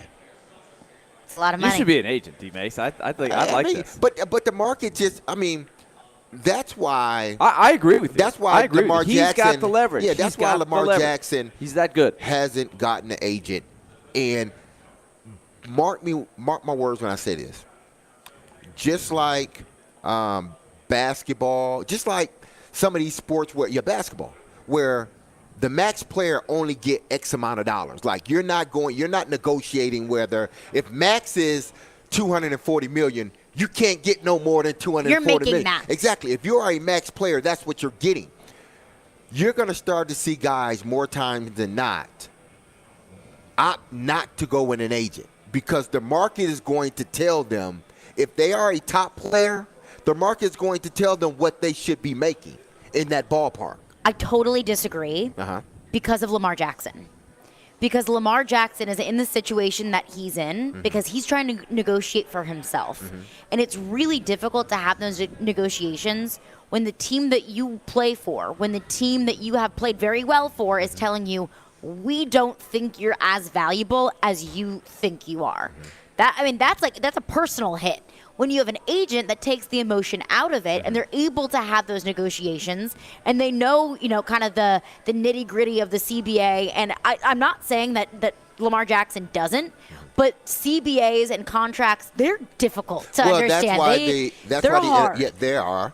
And that's why the NFLPA is there, because they can help you navigate through that contract. They have to look over the contract and make sure the contract is the way it's supposed to be. But you got to understand, too, there have been guys that haven't had agents that have signed contracts. Oh, yes, of course. But they're not the quarterback that has done it. Well, Kirk Cousins has done it, but on a much smaller scale. He chose to go the 1-year route or the 2-year route, but his money was guaranteed. If more players opt to go this route, then, we're not going to be discussing, well, they don't know the ins and outs, and they're not, they can't take their emotion. And you're right with what you're saying, but if you have more guys starting to do it, now we're seeing that because we only have one here, one over there, one over there. There's 1,500, maybe a little bit more now that rosters have expanded. But let's just say there's 1,500 NFL players, 2,000 NFL players. Out of the 1,500 or 2,000, there may be 5 that are representing themselves. Well, since the number is so low, then we are going to say what you have been saying, Caroline. But when the numbers start to tick up and you go from 5 to 15 to 20 to 30 to 40, now we got to rework this thing. Now we got to look at this from a different point of view. Now it's not just 5 players. Now we got 45 players that are opting to go agentless in negotiating their contracts. I'm not saying that's the smartest thing or not, but I'm just saying I think that's the way some players are starting to go now because the market will tell them how much money they should be making if they are a top-tier player. I wonder how the agents see that. If they see that. Like if they're saying, wow, see that coming. They may not need me. Like you've got to make yourself relevant, I think, if you're a good agent. Or right? they're going to have to start taking lower fees. That's too. It's supply and demand. Exactly. And what are you bringing to the table? Are you worth that percentage, whatever that is? You got to make yourself worth it. If the player sits there and says, I don't need you, or I can get this guy for 2% instead of 4%, whatever the percentage is, then they're going to do that, right? Yeah. Well, if you look at it. Get the same service for less money, that's economics. What it's about, yeah.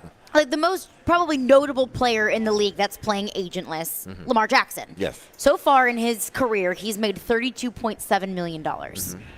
Josh Allen makes more than that in a single season. So, and that's why. And they were drafted in the same year. And if you look at $32.7 million, if a starting quarterback in the league makes that, that's low on the list of starting quarterbacks. That's how much Lamar Jackson has made in his career. I think that's why you have the agent. So you have the agent that's able to go in there and negotiate before that 5th-year option comes up, before you go through the kind of the hoops that Lamar Jackson is now going through. Because how much does an agent take? 2%? 3, 2 to anywhere 3? from 2, 3. Some agents maybe a little bit. But what we got to understand is this. Lamar can get this deal done if he wanted to. Because I'm sure the Ravens would guarantee him X amount of dollars or whatever it is. He wants a fully guaranteed contract. They may say, if he walks into the room and say, listen, I just want to, it's been speculated that he turned down a 3-year, $150 million guarantee. Well, if that is indeed the case, he already has $150 million on the table with no agent. You see what I'm saying? With no agent, I got $150 million on the table for 3 years. Does he? Why do I need that's what's being rumored, that he turned down 3 years. Not to say that it's true, it's just a rumor that he turned down 3 years, $150 million. If indeed that is the case, I don't know. Yeah. I'm with him. Like, without an agent, I turned down $150 million for 3 years guaranteed. What I need an agent for? To tell you to take that? Yeah, man, possibly so. But I'm pro-agent. I had two really, really good agents, so I'm pro-agent. But I don't mind if, Lamar Jackson says, I'm going to go this route, and I know at least I have $150 million sitting on the table. And if he can negotiate that for himself, more power Exactly. to you. Let's continue on the other side, and we'll get your thoughts as well. 615-737-1025 is our phone number. And I joined 1025 the game for the second annual Music City Celebrity Golf Tournament benefiting Souls for Souls on June 7th at Hermitage Golf Course. Put your team together and come play with athletes, musicians, and other local celebrities to support a great cause and have loads of fun. Plus, you'll have the chance to win awesome prizes. Sign up to play, sponsor, or donate at thegamenashville.com/golf. Caroline, Willy, Dmase, 1025, 1063, The Game. Tonight,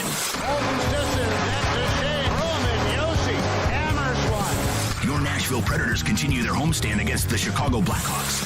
Pre-game at 6, face-off at 7 on your home for Nashville. 1025 and 1063, The Game, and the Game Nashville app.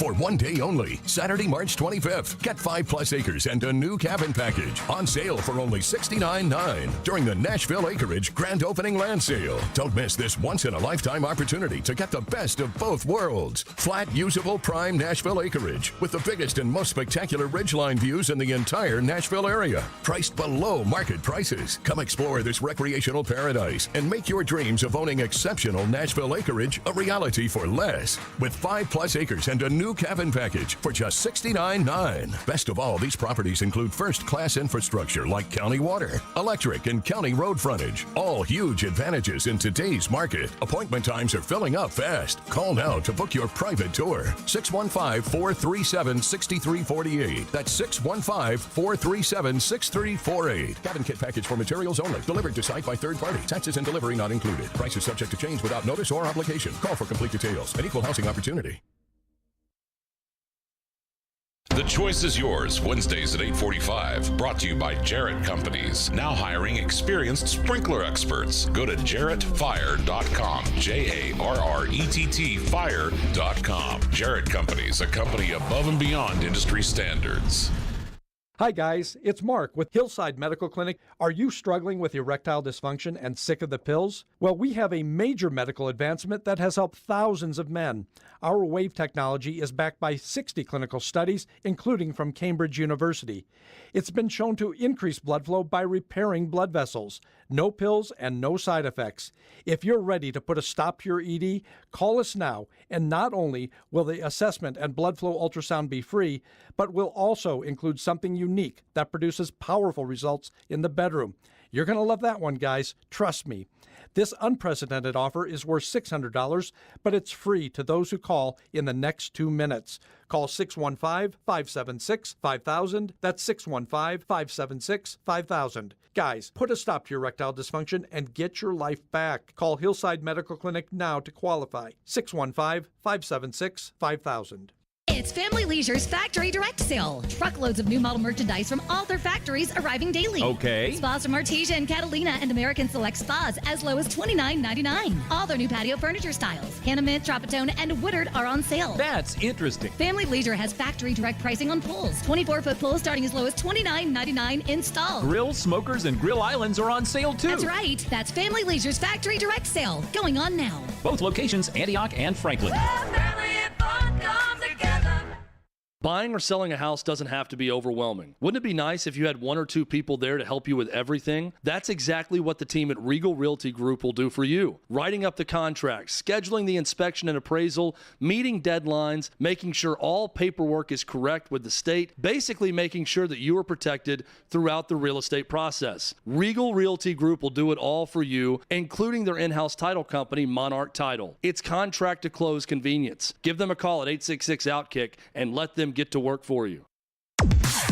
When you want live and local, If they were just better at the offensive line. You can be a contender in the AFC again. they've had more winning seasons than not. 102.5 and 106.3 The Game has you covered. Looking for some national programming? Why do I want to get a running back like that 5 more years? The AFC now is so deep at quarterback. Check out 94.9 The Fan. Nashville's home for all things sports is 102.5 and 106.3 The Game and 94.9 The Fan. Hey Nashville, this is Laura Rutledge from the SEC Network, and you're listening to Nashville's best sports talk, ESPN 102.5 The Game.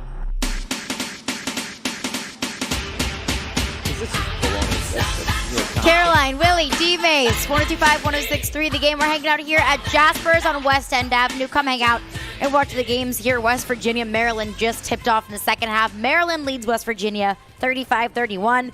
Dmase is already sweating about his Spartans later on today. I know that he will be all day long. There's a lot of smack talk going on over here already. March Madness is here. But unless we have some thoughts to the phones. Let's do it. To the phones. Phone lines driven by WilsonCountyHyundai.com. Wes in Clarksville texts in, says, I think if Lamar would have played the last games of last year, he would have been signed. 2 years in a row, Ravens shut out of the playoffs because of no Lamar. I understand the Ravens' point of view, where they say, we cannot give you this much money guaranteed because we haven't been able to rely on you and at the conclusion of the last 2 seasons. We need you to be healthy. We need you to be available because once we guarantee you that money, and knock on wood, if the day comes that you tear your ACL, that you sprain your ankle, you tear your shoulder, I hope that doesn't happen. But if that day comes, now we're screwed. You have the money, and we don't have another option at quarterback. I get it. I understand both sides of it. I totally understand both sides. I understand the organization side of it, that they're trying to protect themselves. But I also understand Lamar's side of it. Like, listen, I need to protect myself. I need to get guaranteed money. What I believe the Ravens need to do is, besides giving him his guaranteed money, they need to bolster that offensive line, and they need to give him some more weapons on the outside. They got some young talent at the receiver position, but they need to add more so he doesn't feel he needs to run all the time. So he doesn't feel that he has to win every game on every play. You get him some guys that he can rely on. He has a few on offense. He needs more than just a few. So if you do that, then, why wouldn't you guarantee him X amount of dollars? Now, I'm not saying, again, I don't think he should get the Deshaun Watson, contract, because that contract, it was just absolutely bonkers. Absolutely. That was just an outlier. That was a total outlier. They went to Mars to get that contract. That's nowhere in the realm of what a quarterback should be getting. But they should guarantee him, something, in that $100 million range, because you figure we're going to keep him anyway for, he's going to be our quarterback unless he get injured for the next 5-10 years. So why not guarantee him, at least 90% of the contract? He'll get a good bit guaranteed, but I think it's just the idea, the perception of a fully guaranteed contract. That is a completely different level. It's almost like now, I think about Russell Wilson with his office on the second floor and all of his demands. You have to fulfill those demands because he's an extension of the organization. You fully guaranteed him that contract. You have locked him into it. So it's the perception both inside the organization and around the rest of the league. There were 31 owners that were very unhappy with Haslam for that fully guaranteed contract that they gave Deshaun Watson. Very unhappy. Yeah. David Texan says, I'm not a Titans fan, but Simmons is the best player on the team. He is a top 5 defensive player in the league. He will get at least $65 million guaranteed. Wait and see. I wouldn't be surprised if $65 million was the number. I think that's the ballpark. Yeah. I think that's the ballpark. Be ready for it. Am I wonder, too. We've said this many times. And I thought about it last night when they announced the Orlando Brown signing. When you got to write a big check for that signing bonus, I don't know how much is due on day one, but that's a big check, and that's a test for Amy Adams-Strunk and the ownership, right? Are you willing? Can you stomach writing out that huge check? Can you do it? And do you have the finances, the deep pockets to be able to do that? We've been speculating about that. When's the last time they had to write a check that big? Never. Really? No, you haven't. Like for the big guys before, the Steve McNairs, the Eddie George, the ones, the highest paid guys, it wasn't that much money.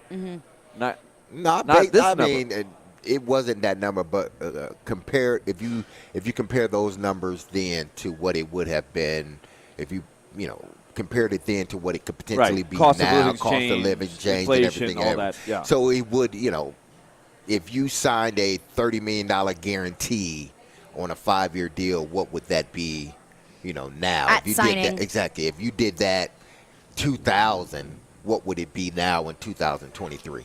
So what are the biggest signing bonuses they've ever handed out in one spot? How about Taylor Lewan's contract? I think it made him one of the highest paid guys at his position. I would guess that's towards the top. I guess Taylor, Steve, Tannehill. Are you just talking about this regime now? Like I'm talking about all time. Oh, Tannehill. It would probably be this regime because the money's just different. Right, now. the money's different. But I'm just looking at guys: B-Hop, Mac, Eddie. Yeah. VY. Well, that was his rookie contract. And back then, that was before the rookie salary cap, so that was pretty big. So it was pretty big. Jake Locker. High first-round pick. Pretty big. So they've had to right now. The question would be. But I'm just thinking, how much were those compared to? But the question would be, did they break it up? Did they break the signing bonus? So where I'm paying half of it now and then half of it next year. And that's kind of what I want to get into coming up next, the cap versus cash conversation. Because look at Orlando Brown's contract that he just signed with the Cincinnati Bengals. I think that some people are absolutely floored by the money. And some people are thinking, why didn't he get more? And I think both things are true. And we'll explain why coming up next. Caroline, Willy, Dmase, 102.5, 106.3 The Game.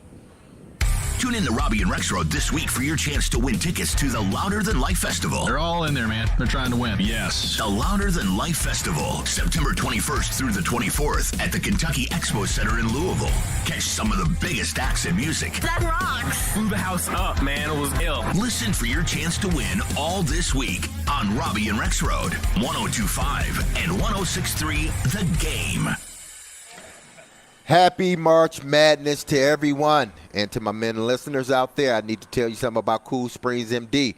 Over the years, more men have started to seek help for hormone deficiencies and imbalances. And Dr. Jeffrey Lodge and his wife Daphne, along with that experienced staff, give men the treatment required to improve their quality of life. Cool Springs MD services have already helped many men of Brentwood, Nashville, and the surrounding areas in Tennessee with improving their immune systems, energy levels, cognitive functions, and more.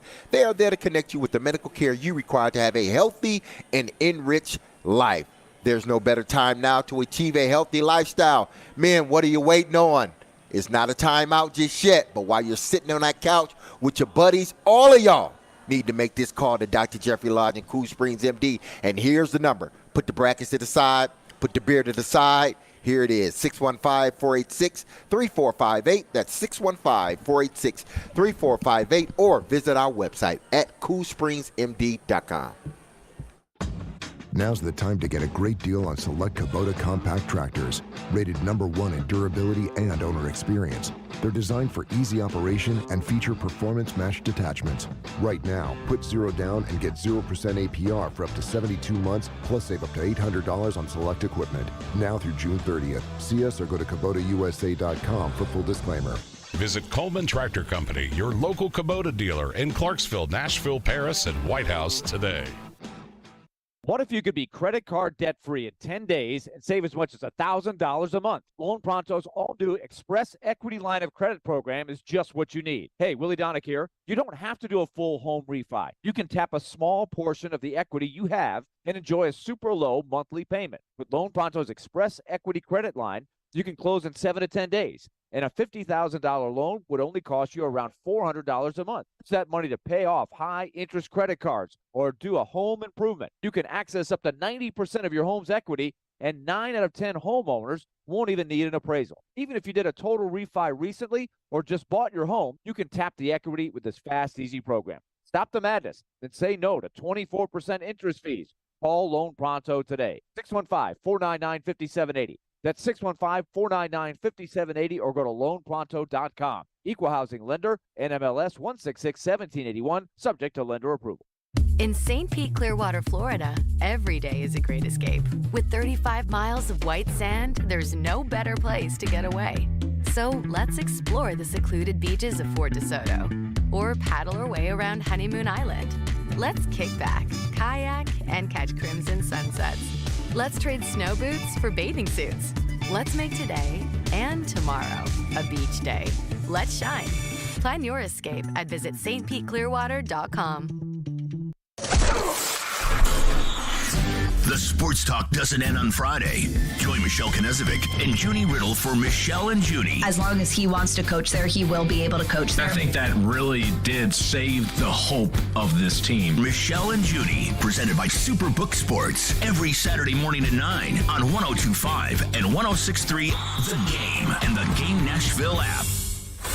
Having some fun in the midday. Yeah, it's awesome. This is Caroline, Willy, and Dmase on 102.5 and 106.3 The Game and the Game Nashville app. Caroline, Willy, Dmase, 102.5, 106.3 The Game and the Game Nashville app. Elliot Friedman of Sportsnet, the 32 Thoughts podcast. He will join us in just about 15 minutes. We're live out here at Jasper's on West End. We're watching all the games. They've got a bunch of TVs, got all the games up in here at the bar, so make sure to come out and hang out with us at Jasper's.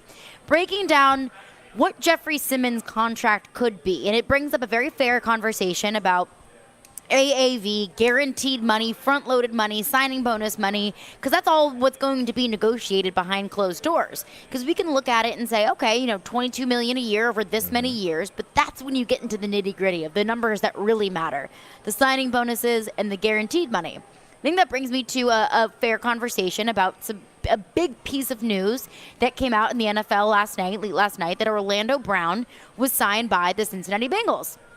Good move for the Bengals. They desperately need to bolster up that offensive line. So he was signed to a 4-year, $64 million deal with $31 million in a signing bonus. That's the largest ever, biggest ever signing bonus for an offensive lineman in NFL history. So you could look at it and say, oh my gosh, look at how much money Orlando Brown is making. And that's true because he's making $31 million up front. But if you look at his actual deal, the deal that he was signed to, Orlando Brown is the 17th highest paid tackle in the NFL. So, Mike McGlinchey as a right tackle is making more money now than Orlando Brown is as a left tackle. Making $16 million a year. That's not the most outrageous AAV signing for a left tackle by any means. I think that $16 million is a very, very fair deal.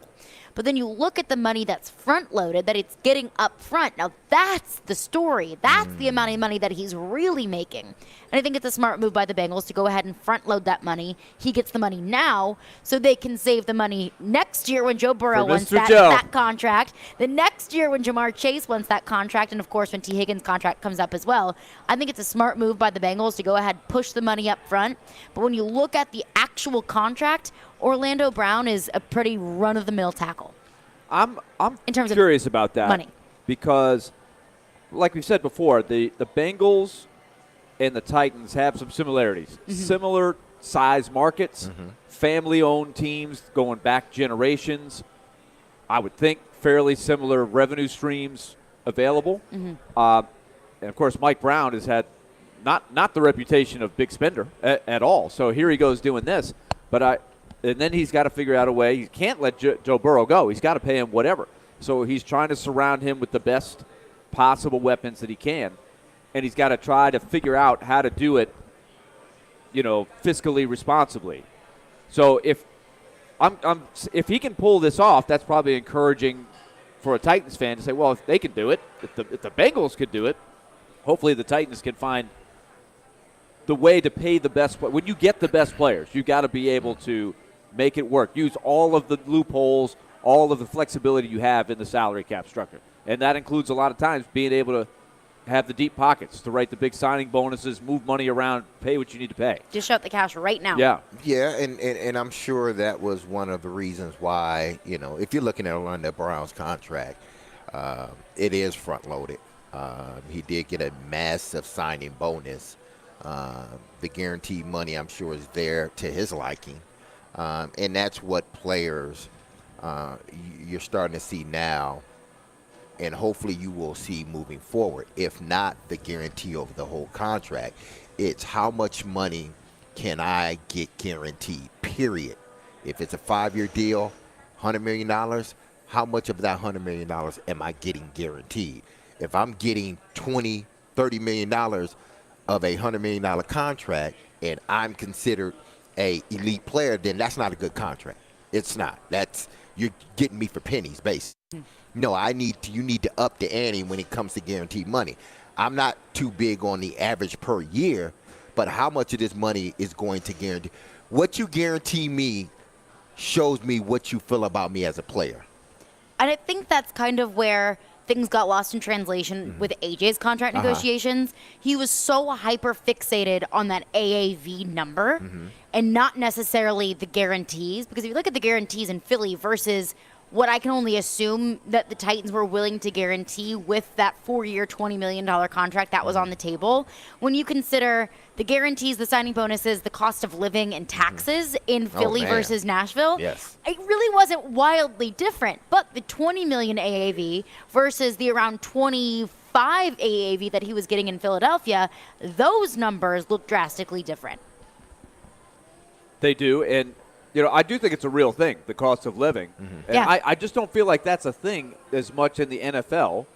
And I've always been curious why. I don't think anybody's really ever been able to explain it to me why. Maybe I'm just not asking the right people. But it's a thing in the NHL. The Predators have used that to their advantage a lot. The cost of living here. Tennessee income tax versus Canada?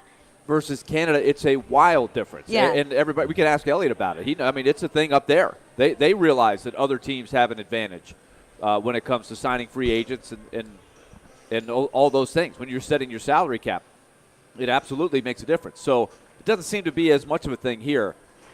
And you hit it on lost in translation with A.J. Brown. It just, looking back on it, it does seem like the communication lines just weren't good. They got impatient with the whole thing. It should have gotten done, I really think. Yeah. And it's crying over spilled milk now, but it always becomes relevant, I think, whenever we get into contract negotiations. Because this is the next one. Everybody's going to want to know. The next one is Jeffrey Simmons. And then you got to ask yourself, okay, we need to make sure that if we have a guy that we believe is an elite player, we got to find a way to sign him early rather than later. I understand you're trying to get as much out of a player while he's young and still under that contract, but we don't want to continue to run into these situations where you're trying to work out a deal the last year of a rookie deal on a guy that is an elite player or is trending toward being an elite player. And I think going back to Orlando Brown's deal, 4 years, $64 million, averaging out to about $16 million AAV. I remember, going back to the beginning of free agency or even like the last couple of weeks, so many Titans fans saying, we got to go get Orlando Brown. As soon as it was announced that the Chiefs weren't going to tag Orlando Brown, it was, oh my God, we got to get him. We got to get him. We got to get an offensive lineman like that.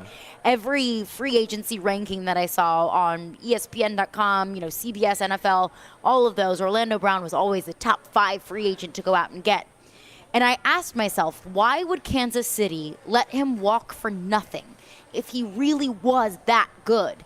And I think you're seeing the contract that he got from Cincinnati, not the signing bonus, because I think that was more so Cincinnati's own finances, really, rather than it is, rewarding Orlando Brown. But looking at the contracts, $16 million a year over the next 4 years, 17th best in the NFL, and for all tackles. I think that kind of shows you where the league really does truly value him, is maybe Kansas City indicated his value, and the contract that he's getting from Cincinnati also indicates his value, that he's a good player, but he's not a top 3 tackle in the league. Well, they I think each team, Kansas City felt that, okay, we got a solid year out of Orlando Brown Jr. Mm-hmm. We won a Super Bowl. Yep.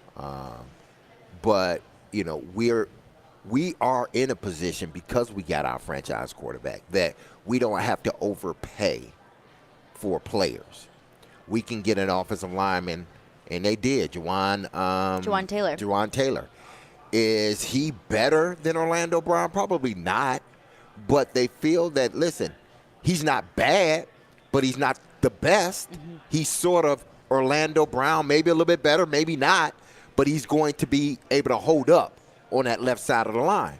Even though he's been playing right tackle. Exactly, even though he's been playing right tackle. So it just depends on how the team views you, whether you are a guy they want to bring in or you are a guy they want to keep. How do that team view you? If they view you as an elite player and they want to pay you as such, then okay.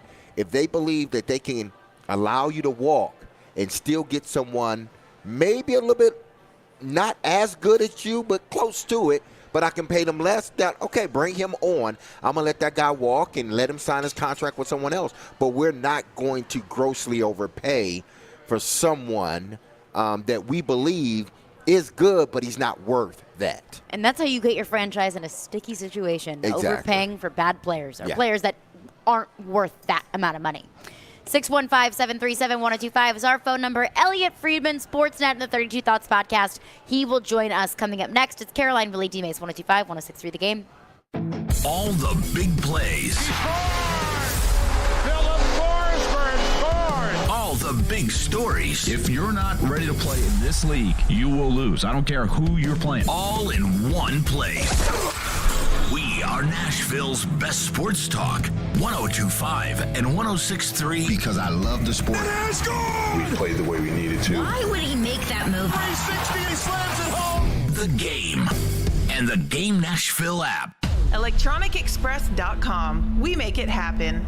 Hey, it's Jared. Are you looking to move? If so, do yourself a favor and reach out to my friends at TriStar Moving. You can be assured your move will be stress-free because they've got new utility vans to help with pack jobs to separate your high-value or fragile items from the bulk of your furniture, and their movers are carefully picked and highly trained. No one in the game is doing this. TriStar Moving is raising the standard in the moving industry. When you're ready to move, give them a call. TriStar Moving, 615-640-1219, or online at nationalmoving.org/radio, and tell them Jared Stillman referred you for 10% off. That's TriStar Moving. Finding great people to hire is like trying to find a needle in a haystack. It's pretty difficult, right? Well, ZipRecruiter has mastered finding a needle in a haystack, so they take it to the next level. They make hiring so simple that it's like finding a needle in a needle stack. And that's why you should try ZipRecruiter for free at ZipRecruiter.com/radio. Here's what it's like to use ZipRecruiter. They have so many qualified candidates that it's easier to find the right ones for your roles. In fact, 4 out of 5 employers who post on ZipRecruiter get a quality candidate within the first day. That's a lot of needles. So how do they do it? ZipRecruiter's powerful technology sends you candidates who are a great match for your job, and you can even invite your top choices to apply. So if you want less hay and more needles, head to ZipRecruiter. And right now, you can try ZipRecruiter for free. That's right, free at ZipRecruiter.com/radio. That's ZipRecruiter.com/RADIO. ZipRecruiter.com/radio. ZipRecruiter, the smartest way to hire. Attention all fire and safety line experts. Middle Tennessee's fastest growing fire protection company is looking for experienced service technicians, designers, and sprinkler system experts like you. Tired of working for a large corporate employer? Work for a company where you're more than just a number. Jarrett Fire Protection is owned and operated by Nashville natives and wants to invite you to grow with their amazing team. Hi, I'm Jason Jarrett, owner of Jarrett Companies. I'm looking to hire experienced sprinkler experts and will offer a sign-on bonus of up to $5,000 $1,000 for certified professionals. In addition to our great benefits that include a 401k match, PTO, and top pay with annual bonuses, we will also provide you with the top-of-the-line tools, trucks, and equipment that you need to grow your career. Our customer base is large and business is booming with many opportunities for advancement. Give us a call or go online to jarrettfire.com and apply today to become a member of our family and protect our community. That's JARRETT fire.com.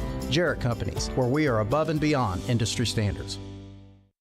We do screen printing. Music City Screen Prints. We do embroidery. Music City Screen Prints. We do large format printing. Music City Screen Prints. We do promotional goods. Music City Screen Prints. We do graphic design. Music City Screen Prints. MCScreenprints.com. That's MCScreenprints with an S.com. 615-866-6010. You think it, we print it.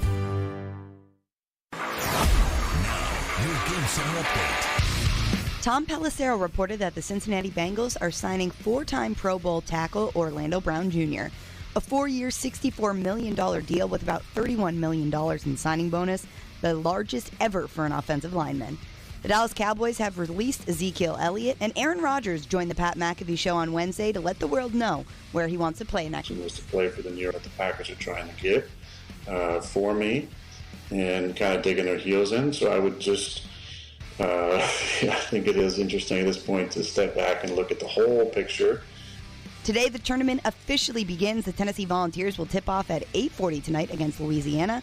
And Vanderbilt advanced to the second round of the NIT and will take on the Michigan Wolverines Saturday morning at 11 a.m. This report is brought to you by the law offices of Amanda Gentry. I'm Michelle Knezvik for 102.5, 106.3 The Game. For more, follow us on Twitter at 1025 The Game or visit theGameNashville.com. Tonight, your Nashville Predators continue their homestand against the Chicago Blackhawks. Coverage begins at 6 on your home for Smashville. WPRT FM Grove, WBUC HD2 Laverne, 102.5 and 106.3 The Game. A Cromwell media station. Covering your teams and the news of the day. Ladies and gentlemen, this is Caroline, Willy, and Dmase. Who is pleasant to listen to. With Caroline Fenton, Willie Donick, and former NFL wide receiver Derek Mason. You are hands down my favorite radio personalities of all time. On 102.5 and 106.3 The Game and the Game Nashville app. With no further ado, Caroline, Willy, Dmase, 102.5, 106.3 The Game in the Game Nashville app. We are live from the Hiller Plumbing, Heating, Cooling, and Electrical Game Studios, streaming live on Twitch, Twitter, YouTube, and Facebook Live every single day. Our video streaming is brought to you by Superbook Sports. We're live out here at Jasper's on West End Avenue. They've got a bunch of the games on. Furman, Virginia on now. About midway through the second half, Virginia leads 42-33. West Virginia, Maryland on as well. West Virginia leads by 3, and that might be cut just a little bit if he makes that free throw, and he did. A bunch of games on, so come out to Jasper's, grab some drinks, grab some food, hang out, and watch the games. Missouri an early lead over Utah State, 23-16. A lot of people watching the Mountain West after Nevada's dud last night, saying, Total hey, dud. 4 teams from the Mountain West. So Utah State representing right now against an SEC team. Howard and Kansas just underway as well, the 1 versus 16. I did see some bold bracketeers putting Missouri in their Final Four. Ooh, I don't know if I'd be that bold, but it is interesting to watch. I don't have them going that far, but they're pretty good. They are pretty good. Elliot Friedman normally joins us on Thursdays at 1 o'clock. He is at the NHL GM meetings, so we will chat with him next week. We'll get all of the deets, all the tea on what was discussed at the NHL GM meetings. But last week, we talked to Elliot, asked him what would be on the docket of some of the discussion at the GM meetings. He said one thing that he was really interested to see is any changes that GMs would like to make to fighting in the NHL, because they want to really crack down on unnecessary fights in the NHL, just looking out for player safety. And I understood the GM side of things, if you have to protect your assets. You don't want another player just coming at your $8 million a year player for no reason at all and putting his safety in jeopardy. There was a ton of backlash from hockey fans saying, hey, I like watching fights in games. That's the reason why a lot of people get into the games and want to come to games, is to watch those fights, is to watch the mitts get dropped and have them go at it. I see both perspectives. It's a constant discussion, is the balance of what's right, what's best for the game, and what do we want to just, weed out completely. So I don't think this will be the last time to discuss it. I think one thing that's come up recently is if you have a good, hard, clean, legal hit, and another guy comes up and challenges you to a fight because you hit a guy legally, should you really have to fight? Yeah. You didn't have a dirty hit. Like, you don't always know if it's dirty, but sometimes teams just, if a guy gets crushed on their team, their instinct is to come over and defend him, even though it was a perfectly legal hit. I think that's getting discussed. The other thing that's getting discussed is should they expand, this is another thing in all sports, should they expand replay to include a couple other things, like flipping the puck over the glass and out of play. It's a delay of game penalty. It's a big call. Sometimes it's hard for the 4 officials to see if it was lifted directly out over the glass or did it hit something, did it deflect off of somebody before it went out, and sometimes replay would really help spell it out. So that's getting discussed right now. I wonder how long they're going to continue to discuss the whole fighting thing because, and this is only me, and I'm not going to sit here and say I've been following hockey since Gordie Howe or something like that. Even though I grew up a Red Wing fan, I wasn't following it that closely. And this is just me. I think they need to take it out. I see no benefit of it. I think the longer it stays in, the harder it is to take out because now these younger hockey players, this is all they see. I can understand, long ago, as you're coming up in the ranks, this is all you see. So that when you get in the big leagues, you're going to fight. Right. If you can, some people love it. Some people love to come in and see a bloody nose and this and that. Listen, you got to be tired of putting in your teeth, taking out your teeth before a game. You got to be tired of that, man. Take it out. There's no need. Just like basketball got rid of a lot of their stuff, football got rid of a lot of their stuff. Hockey needs to do the same thing. Baseball got rid of a few things that, you can't run over the catcher. You can't do that for safety reasons. Yep, they've done a lot of that, and they have done that in hockey to a degree. They have lessened it. Like you probably remember the Red Wings and the Avalanche, the brawls that they had. Oh, my gosh. And then go back to the 70s when Terry Chris was playing. It was unbelievable. What was going on back then? Absolute free fall. Wear helmets. So Rumble. So they have slowly evolved out of it, and they're trying to get rid of the ones for no reason. Like you said, just for show. The 2 big guys, they decide, let's get the crowd fired up. Let's get our benches fired up. Why I gotta. Right. So, and there's a lot of fans that love that. But I think what you don't want to take away is that edge, that intensity, that toughness, that who's the biggest, baddest team out here, the intimidation. You want to keep that in to some degree. And if you eliminated fighting completely, what would happen? That's the question. So I go back and forth on it. I still like I kind of like where it is now, as opposed to when the Predators first came into the league. I'm much bit more on board with where it is now as I was back then, where I was like, what are we doing out here, really? Yeah. Like guys who are in the lineup, really not as a player you're going to use very much, but only in there in case somebody needs to fight. Yeah.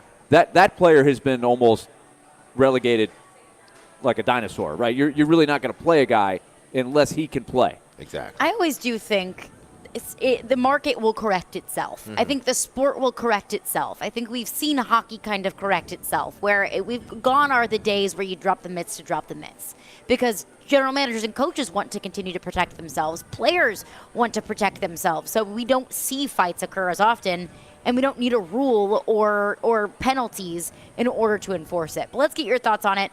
Phone lines driven by WilsonCountyHonda.com, 615-737-1025 is our phone number if you have a thought. Nate is on the line. What's up, Nate? Good afternoon, y'all. So going back to Tuesday's game, Willie, do you know why the fans have a hard time getting an explanation when Toronto calls to review something? It just seems like every time Toronto buzzes to the arena that there's no explanation.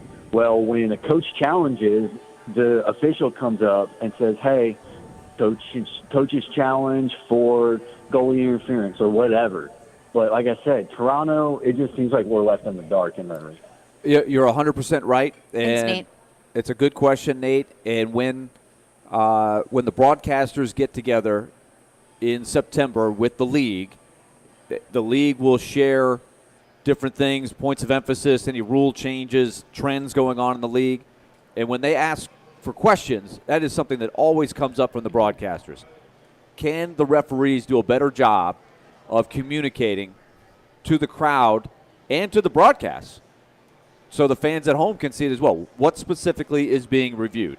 And there was a case on Tuesday where there was a goal scored late in the game, and it was kicked in, or at least that's what they reviewed. They ended up letting the goal stand. The Red Wings player was kind of getting his balance up. It did look like a kicking motion to me. It was close, but it was called a goal on the ice, and it wasn't conclusive, so they allowed the goal to stand. But they never went on the microphone to say, we are reviewing the play for a kicking motion. They just said the play is under review. So the fans were left to guess. Like, what is it? What are they reviewing? So eventually people figure it out, but it would help if the referees communicated that better. I do think that that's something they could work on. That's fair. For sure. Because you got your Gene Sterators of the world in the NFL. My Even goodness. though I don't always agree with the assessment or the explanation of it, at least you have somebody there to break down the rule book and the bullet points and the point 1AB clause X270, whatever.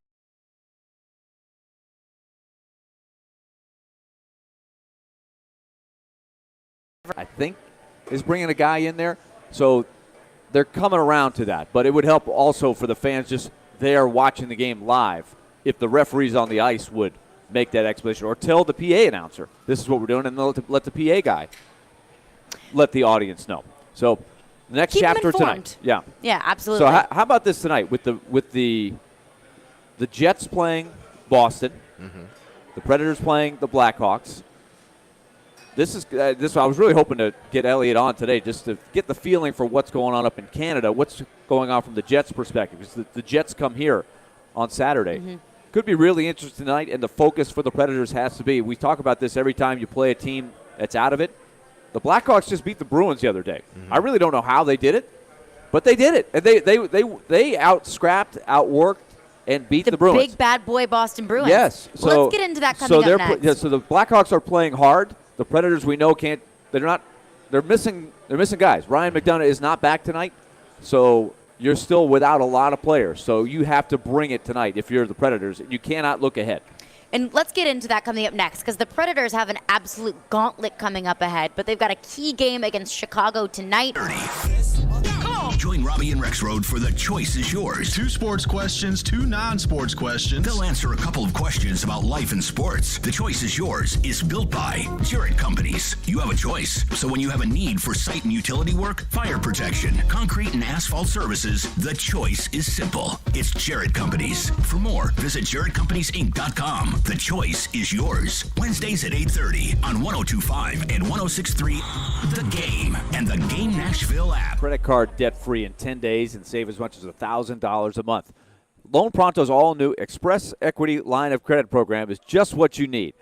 You don't have to do a full home refi. You can just tap a small portion of the equity you have and enjoy a super low monthly payment. And with this Express Equity credit line from Loan Pronto, you can close in 7 to 10 days. A $50,000 loan would only cost you around $400 a month. So use that money to take advantage of bills you need to pay. Get the credit card bill down to zero. Do that home improvement project.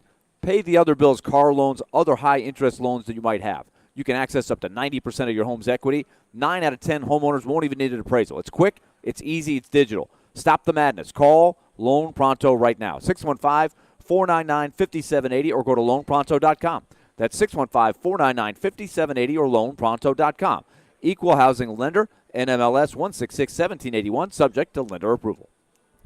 Hey, Robbie Stanley here. And this March, take your first shot at college hoops with FanDuel Sportsbook and get 10 times your first bet amount in bonus bets up to $200. That's right. Just bet $20 on the bracket and you'll land $200 in bonus bets, win or lose. That's $200 you can spend betting everything from the money line to point spreads to that 5-12 seed matchup that you've been eyeing as well. All on an app that's safe, secure, and super easy to use. There's no better place to bet the tournament than on FanDuel Sportsbook. I really like the way Memphis has played lately. Keep an eye on them heading into the tournament. tournament. And obviously there's Alabama, who's been dominant all season long in the SEC. You take it any way you want to take it. Sign up today by going to FanDuel.com/Rob and make every moment more with FanDuel all tournament long. You must be 21 or older and present in Tennessee. First online real money wager only. $10 deposit required. Refund issued as non-withdrawable bonus bets that expire in 14 days. Restrictions apply. See full terms at FanDuel.com/sportsbook. Got a gambling problem? Call the Tennessee Red Line at 1-800-889-9789.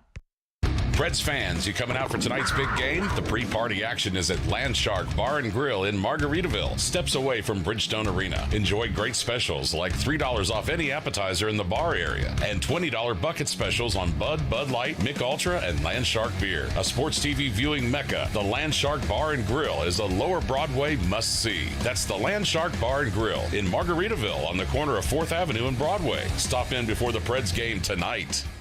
Al Gill here from my friends at Dunkin'. Warm up and feel the love with Dunkin'. Treat yourself and a loved one to a brown butter toffee hot or iced latte, which is superb paired with the bacon avocado tomato sandwich. Be sure to try the all-new stuffed biscuit bites. It's a warm biscuit dough wrapped around a mixture of bacon, scrambled egg, and cheddar cheese. Visit us at our newly remodeled Dunkin' on Briley Parkway in Nashville or the new Dunkin' in Mount Juliet and our other locations throughout Middle Tennessee. Price and participation may vary. Limited time offer. Terms apply. Our diamonds are direct from the source, direct from the cutters. There's no middlemen, there's no markup. Meet Ben Wilkes, 10-year jewelry professional at Genesis Diamonds. We've got everything from half a carat all the way up to 15 carats and everything in between. So I never have to go looking for something. And if you're in search of that one-of-a-kind designer ring, lots of times they come in and she's got a very specific picture, something that she wants, and she's shocked and amazed when I go right to a case and pull exactly what she's been looking at out. And beyond the best price and selection, every customer at Genesis gets one-on-one personal attention with no hidden agenda. Every customer that I've ever worked with has my personal cell phone number. It doesn't come from an automated system. It is person-to-person interaction. We're not on commission, so what that means is regardless of what you buy or don't buy, I'm paid the same. Genesis Diamonds. Here you get more, you get bigger, better, you get prettier. The quality, the selection, transparency, customer service, it can't be touched. It's unmatched. Green Hills and Cool Springs. We try to stay cool by being on social media. I'm with it. I'm hip. Follow us on Twitter at 1025thegame and on Instagram at 1025thegame Nashville. Hey! Oh yeah, and like us on Facebook too. This is Caroline, Willy, and Dmase on 1025 and 1063 The Game and the Game Nashville app. Backstreet's back, all right.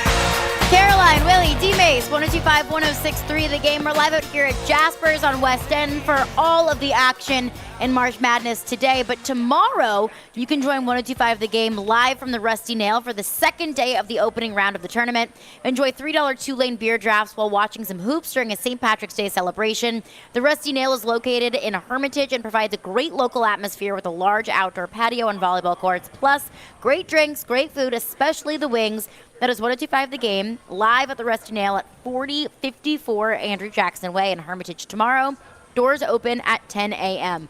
The Predators in action tonight at home hosting the Blackhawks. Puck drop at 7 o'clock. We'll have your pregame coverage starting at 6 o'clock. And we have a bunch of thoughts on the Predators. So unless we have thoughts, bring it to the phones. Phone lines driven by WilsonCountyHunter.com. Steve has been waiting very patiently and is up next. What's up, Steve? Doing well. How you guys doing? Got a question for Willie. The game against the Red Wings, I didn't really agree with the two calls they made. They called Roman Yossi for holding, and he really didn't impede the Red Wings player that much. I thought that was kind of picky. And then the one against, I guess it was Fabro for roughing. Yeah. I think the guy embellished more than Fabro was roughing him, and I just want to get your thoughts on that. And it almost seems like these teams like the Red Wings, which are as an original six team, gets preferential treatment sometimes, and it in years past they called us for embellishment quite a bit, and I don't see that they should have called embellishment against the Fabro's roughing, in my opinion. I'll hang up and listen to your thoughts. Enjoy the show. I think when we saw the replay, Hal and Mace agreed with you that Dylan Larkin sort of acted like he got hit in in the chin or the face, threw his head back, and there was really no contact to his head. The hit was more to the sternum, which is the legal area. I don't think there's any bias against the Predators or anything like that. Sometimes you get those calls, sometimes you don't. It evens out, I believe, over the long term. The game's going so fast. I mean, you're gonna have calls that don't go your way, and that was one that didn't go their way. But I don't think you take it any further than that in my mind. But we always argue over which is the hardest game to officiate. I think hockey and football are right there. When you're trying to get pass interference, or was it a hold? Was it a rough? Was it a trip? Was it not a trip? The players also are really good at knowing what they can get away with, selling a call. Like if I see your leg is there and I just keep skating right over the top of your leg, can I fool the ref into thinking a trip when I easily could have skated around you? Yeah, some guys are really good at that. Just same thing with pass interference. Some guys are so good at adjusting their body, going up for the ball, and drawing the pass interference. Some guys are better than others at that. Sometimes they do it when it doesn't even happen, and you fool the referees that way. It's tough to officiate. It's hard. It's a tough game, and I do always think that there is some bit of truth to refs and calls in certain teams. Like in the semifinals of the SEC tournament when Vanderbilt was playing Kentucky, it was a dumb foul called on Vanderbilt, and I thought, oh, there it is. That's Sankey at it again, giving Kentucky a little bit of an edge there. But also, I think sometimes we need to cool it with that. It's not always because of who you're playing or what team it is. They called Kentucky for an embellishment for a flop at the end of the game. Key time that sort of ended the game when the guy threw his head back. Exactly. That was a big call. Coach Cal wasn't happy about that one. Near him. Yeah. But he was in. They called. What did they call? In the cylinder. They called in the cylinder. He was too far on the player, and when he swung his arm around, he still didn't hit him, but the guy flew back as if he hit him in the head. So these guys, I mean, it's hard. Like you said, it's hard to officiate these games, I think, in any sport, because these guys are bigger, faster, stronger, a lot smarter in regards to selling fouls and penalties and whatnot. How to sell exactly, it. Absolutely. The Predators are in action tonight against the Blackhawks. That game is at Bridgestone Arena, but we are out here at Jasper's on West End Avenue. So tonight against a team that the Predators can beat, absolutely, with the gauntlet coming down the stretch. They've got the Bruins on the schedule. They finished out the season with Colorado. They've got Pittsburgh on the schedule to come. It's not easy for the Predators moving forward, but the Predators do find themselves within earshot of a playoff spot. Now 7 points behind Winnipeg. But the way that I view it is, Four behind Winnipeg. Four? Yeah. 4 behind Winnipeg. Excuse me.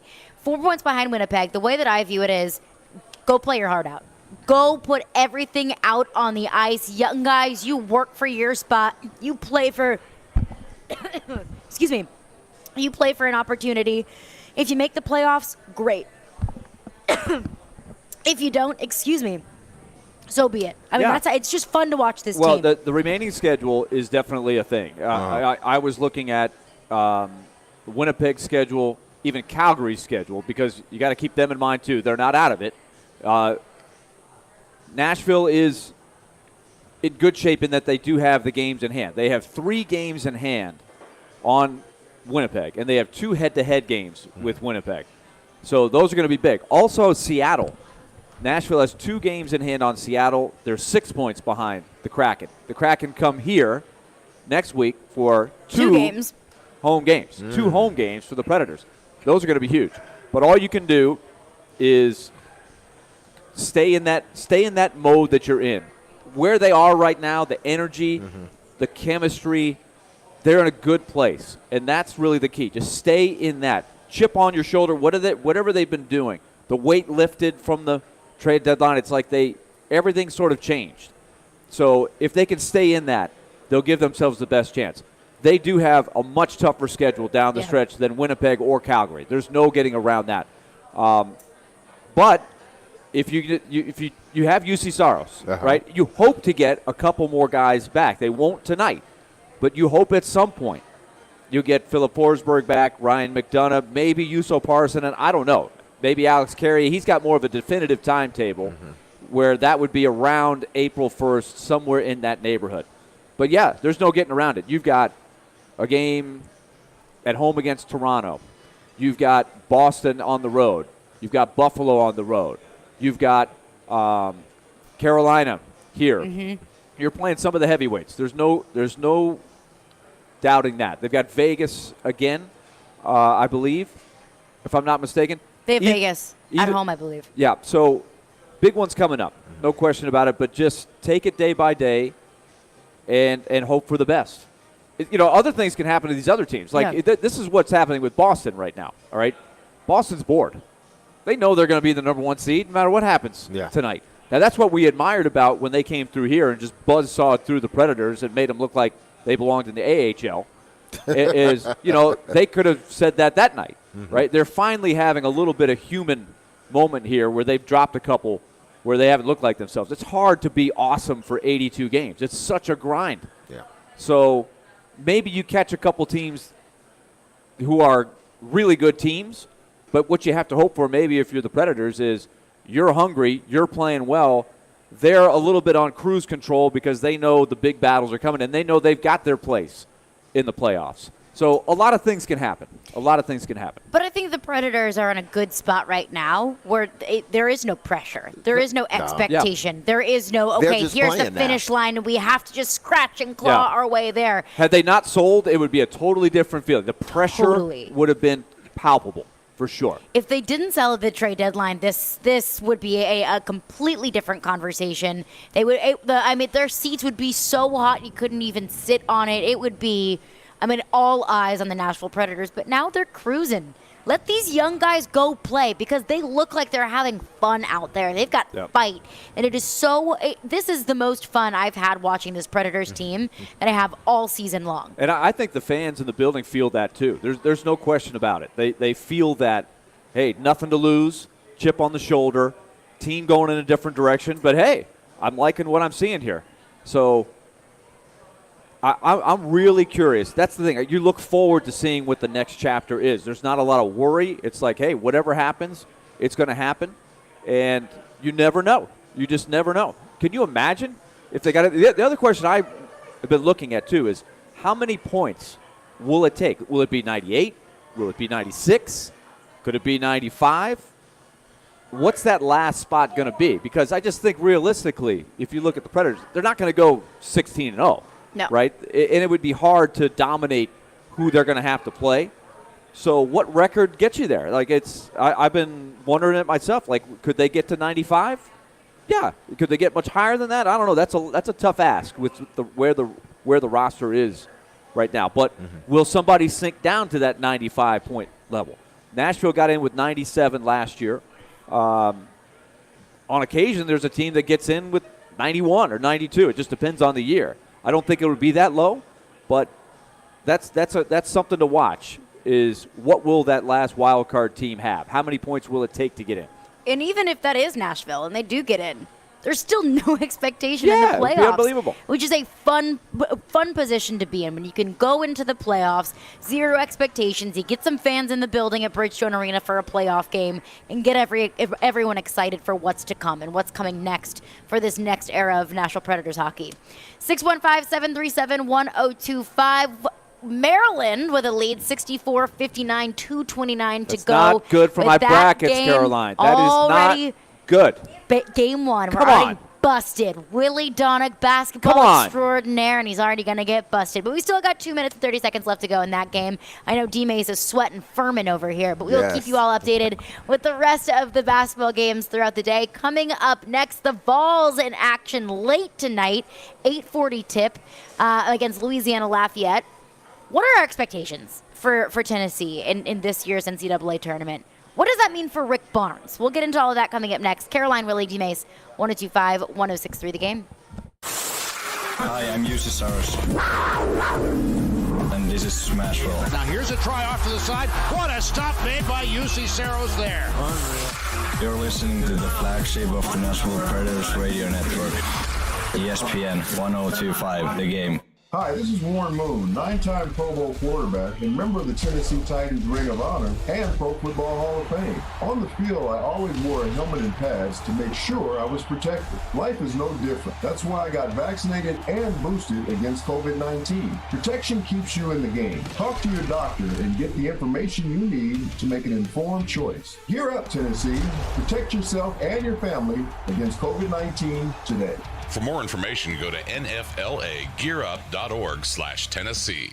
Finding great people to hire is like trying to find a needle in a haystack. It's pretty difficult, right? Well, ZipRecruiter has mastered finding a needle in a haystack, so they take it to the next level.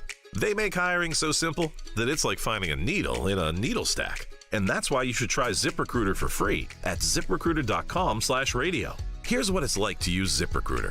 They have so many qualified candidates that it's easier to find the right ones for your roles. In fact, 4 out of 5 employers who post on ZipRecruiter get a quality candidate within the first day. That's a lot of needles. So how do they do it? ZipRecruiter's powerful technology sends you candidates who are a great match for your job, and you can even invite your top choices to apply. So if you want less hay and more needles, head to ZipRecruiter. And right now, you can try ZipRecruiter for free. That's right, free at ZipRecruiter.com/radio. That's ZipRecruiter.com/RADIO. ZipRecruiter.com/radio. ZipRecruiter, the smartest way to hire.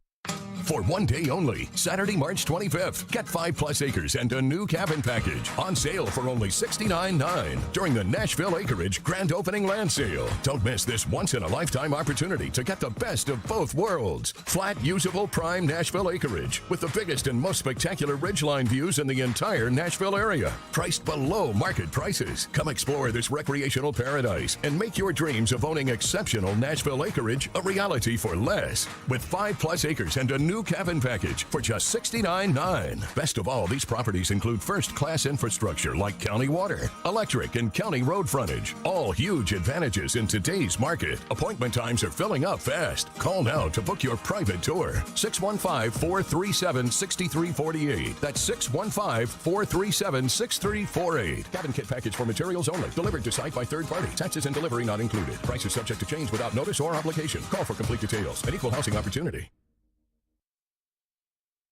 102.5 and 106.3, The Game is live and local. And now, let's meet the starting lineups. Robbie and Rex Road, 6 to 9. You are talking about a team that's building a roster. Chase and Michelle, 9 to 11. He's still under contract. It's not always X's and O's. Caroline, Willy, and Dmase, 11 to 2. Trades, free agents. Let's get it going. I think this is a good hire. And Stillman and Company, 2 to 6. I can give you one of the best coaches in the league. And don't forget, we're your home for all things Nashville. He scored!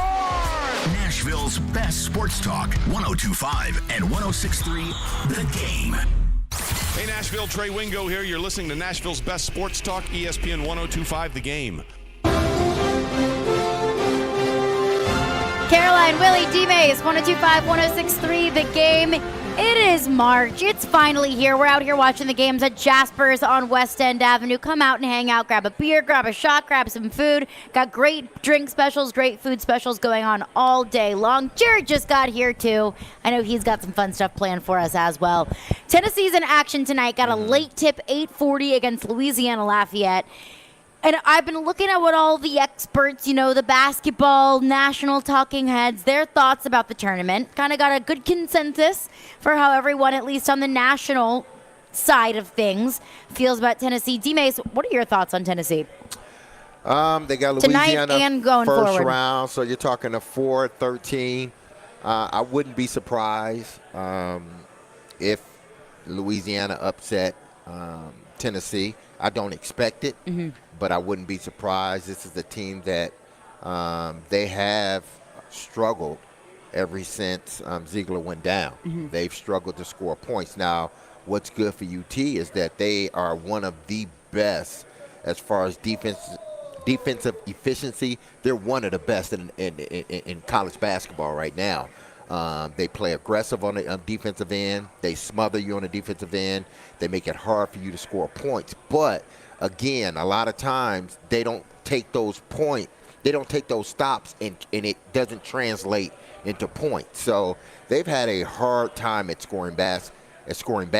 And in March Madness, we've seen, it's great that you play great defense, a good defense, but if you can't score, it's going to be hard for you to win.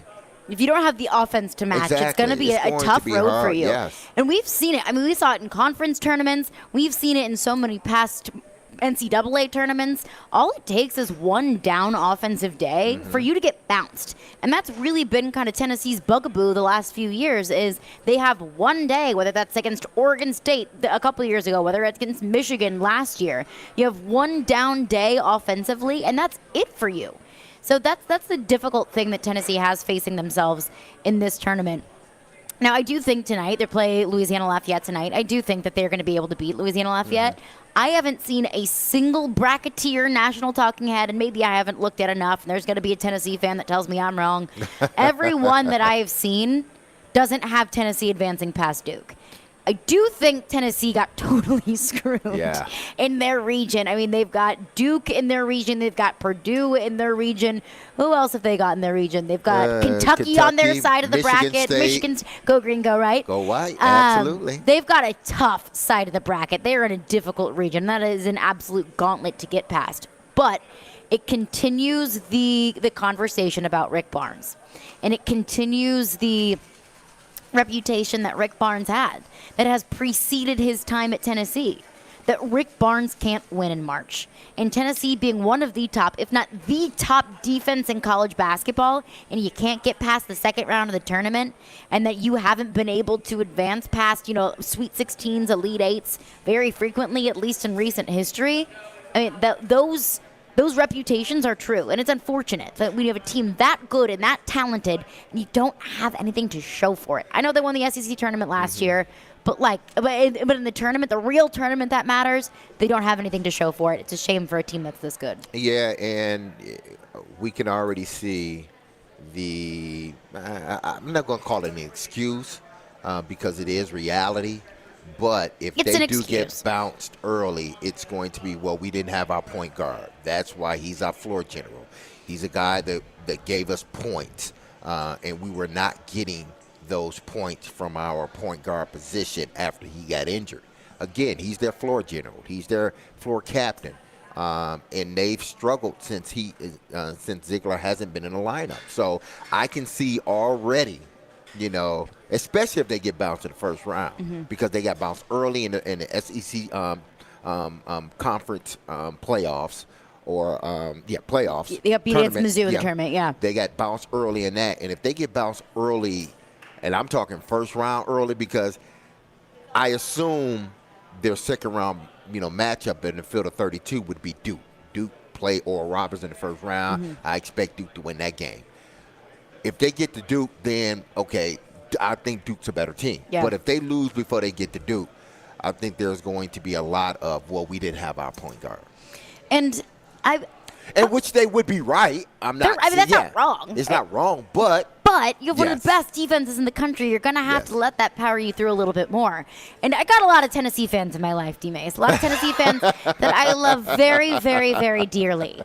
And they all love Rick Barnes. And Rick Barnes is a good guy. He's a good person, and he is a good coach. But I've asked this to so many Tennessee friends that I love, that I am friends with, so on and so forth.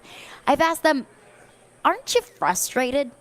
Doesn't that make you frustrated every single year that you have some of the top recruits in the country, and Rick Barnes can recruit now? He's a recruiting machine. He'll pick up 4 and 5 stars like nobody's business. That he collects some of the top talent in the country, that he can develop some of the best defenses in the country, that Tennessee can collect some really solid wins throughout the regular season, which they had this past season. They beat Kansas, they beat Texas, they beat Kentucky. No, they didn't. They didn't beat Kentucky. No. They didn't beat Kentucky. Excuse me. Hey, Michelle's over there no. I caught myself. Don't you worry, Michelle. But they've racked up some really solid wins throughout this entire season. I said, aren't you frustrated that you never have anything to show for it? And it's always, we won the tournament last year. We always play well in the regular season, but Rick Barnes is such a good guy, and all of those things are true. I understand that.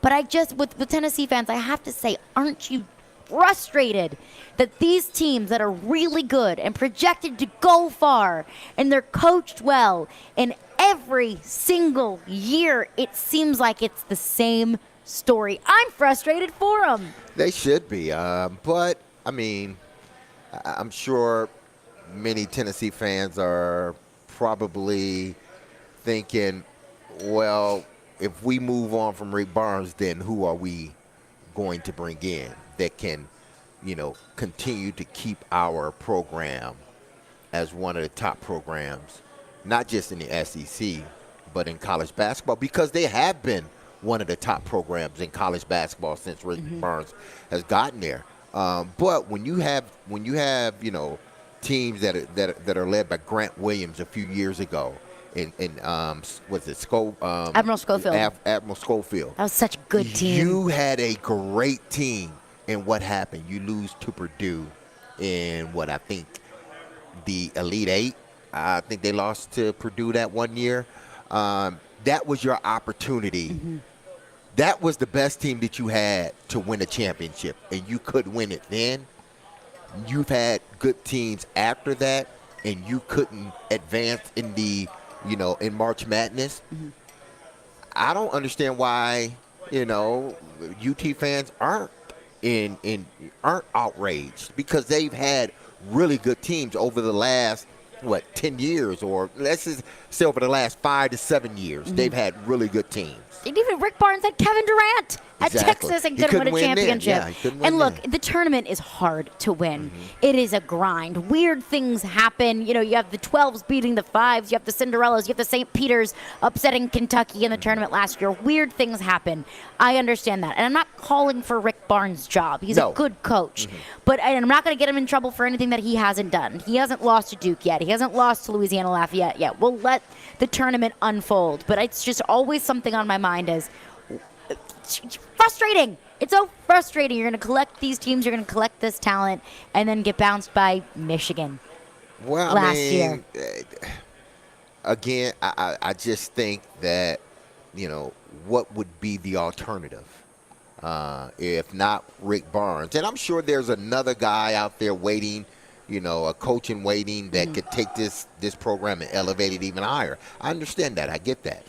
But do you want to go away from a really good coach that has built a culture, that knows how to recruit, get the players here? And they do win ball games. Yeah. They do win during the regular season. He put together a collection of guys that know how to play. It's just they forget how to play in the times where they need to learn how to and know how to play. Once March comes around. Exactly. Once March comes around, what do we say about Izzo? March is Izzo time. Well, it ain't been that way for Rick Barnes. December is Barnes time. Rick Barnes he's like Santa Claus. He shines in December. Rick Barnes, Santa Claus, and Michael Bublé. That's their month. 615-737-1025. We got a bunch of games going on today, so we will pick those coming up next. It's Caroline, Willy, Dmase, 102.5, 106.3 The Game. The crowd is standing on its feet. It's in the hole! It's in the hole! Join 102.5 The Game for the second annual Music City Celebrity Golf Tournament, benefiting Souls for Souls, June 7th at Hermitage Golf Course. Put your team together and come play with athletes, musicians, and other local celebs. See the ball. Support a great cause and have loads of fun. Plus, you'll have the chance to win awesome prizes. Sign up to play, sponsor, or donate at theGameNashville.com/golf. Does this sound familiar? We have the worst agent in town, and we couldn't be more miserable. They showed up late to every showing, convinced us to lower the price way below market value, and let the cat in the house. We didn't even have a cat, but in the end, we never sold our house and lost our dream home. Hire our terrible agent and see the results for yourself. You'll totally regret it. Don't let that happen. Google TJ Anderson Homes and see why we are referred so often by home buyers and sellers. TJ Anderson Homes of Benchmark Realty, office number 615-432-2919. Social Furniture's Spring Home Makeover Sales event is going on now with the latest styles and colors in stock, ready for immediate delivery and setup. If you don't need a fancy schmancy showroom or the stress of a high-pressure sales team, but you don't want to pay high-quality prices, come to Social Furniture. All top-quality furniture and mattresses are on sale now. Don't miss this extreme home makeover sales event that's going on now at Social Furniture. I shop at Social Furniture because of the way I'm treated. That's Social Furniture on Charlotte Avenue. We do screen printing. Music City Screen Prints. We do embroidery. Music City Screen Prints. We do large format printing. Music City Screen Prints. We do promotional goods. Music City Screen Prints. We do graphic design. Music City Screen Prints. mcscreenprints.com. That's mcscreenprints with an S.com. 615-866-6010. You think it, we print it.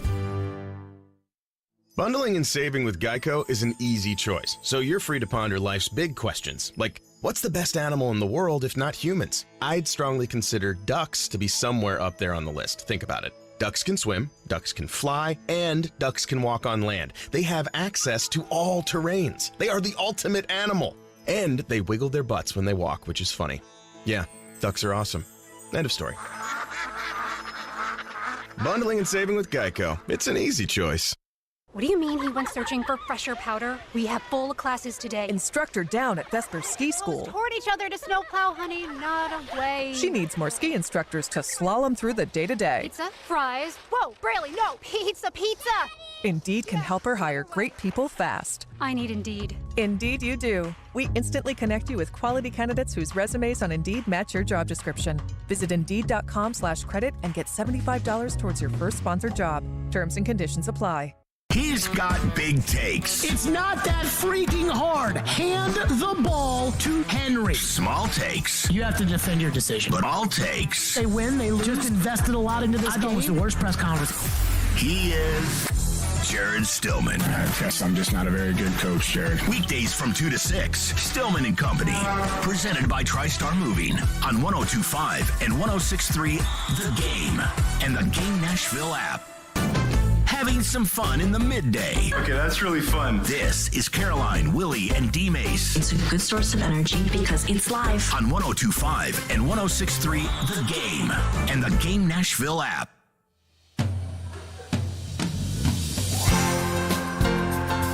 Happy March Madness, everyone. We're out here at Jasper's on West End Avenue. We're taking in all the games. Maryland just beat West Virginia. Dmase is over here with his head in his hands, just shaking his head. Man, oh man. Bracket's already busted. No, not really, because I didn't see either one of these teams getting past the second round, so it's not busted. Furman, they are down 3 versus Virginia. They shot up a lousy 3-pointer to tie the game. Yes, Virginia misses the first of a 1-and-1. We're a very pro-Paladin show. Exactly, yes. We're pulling through for Furman. Yes, we want Furman to win. At least I want them to win. He made the second one. So they're down 63-67 right now with 16 seconds left. Oh! A foul. Sending the big man to the line of scrimmage. I said the line of scrimmage. To the foul line. Virginia leads Furman 67-63. Exactly. Yeah, same thing. Yeah, it's all good. So let's go ahead and pick these games. We've got a bunch of games today. David, take it away.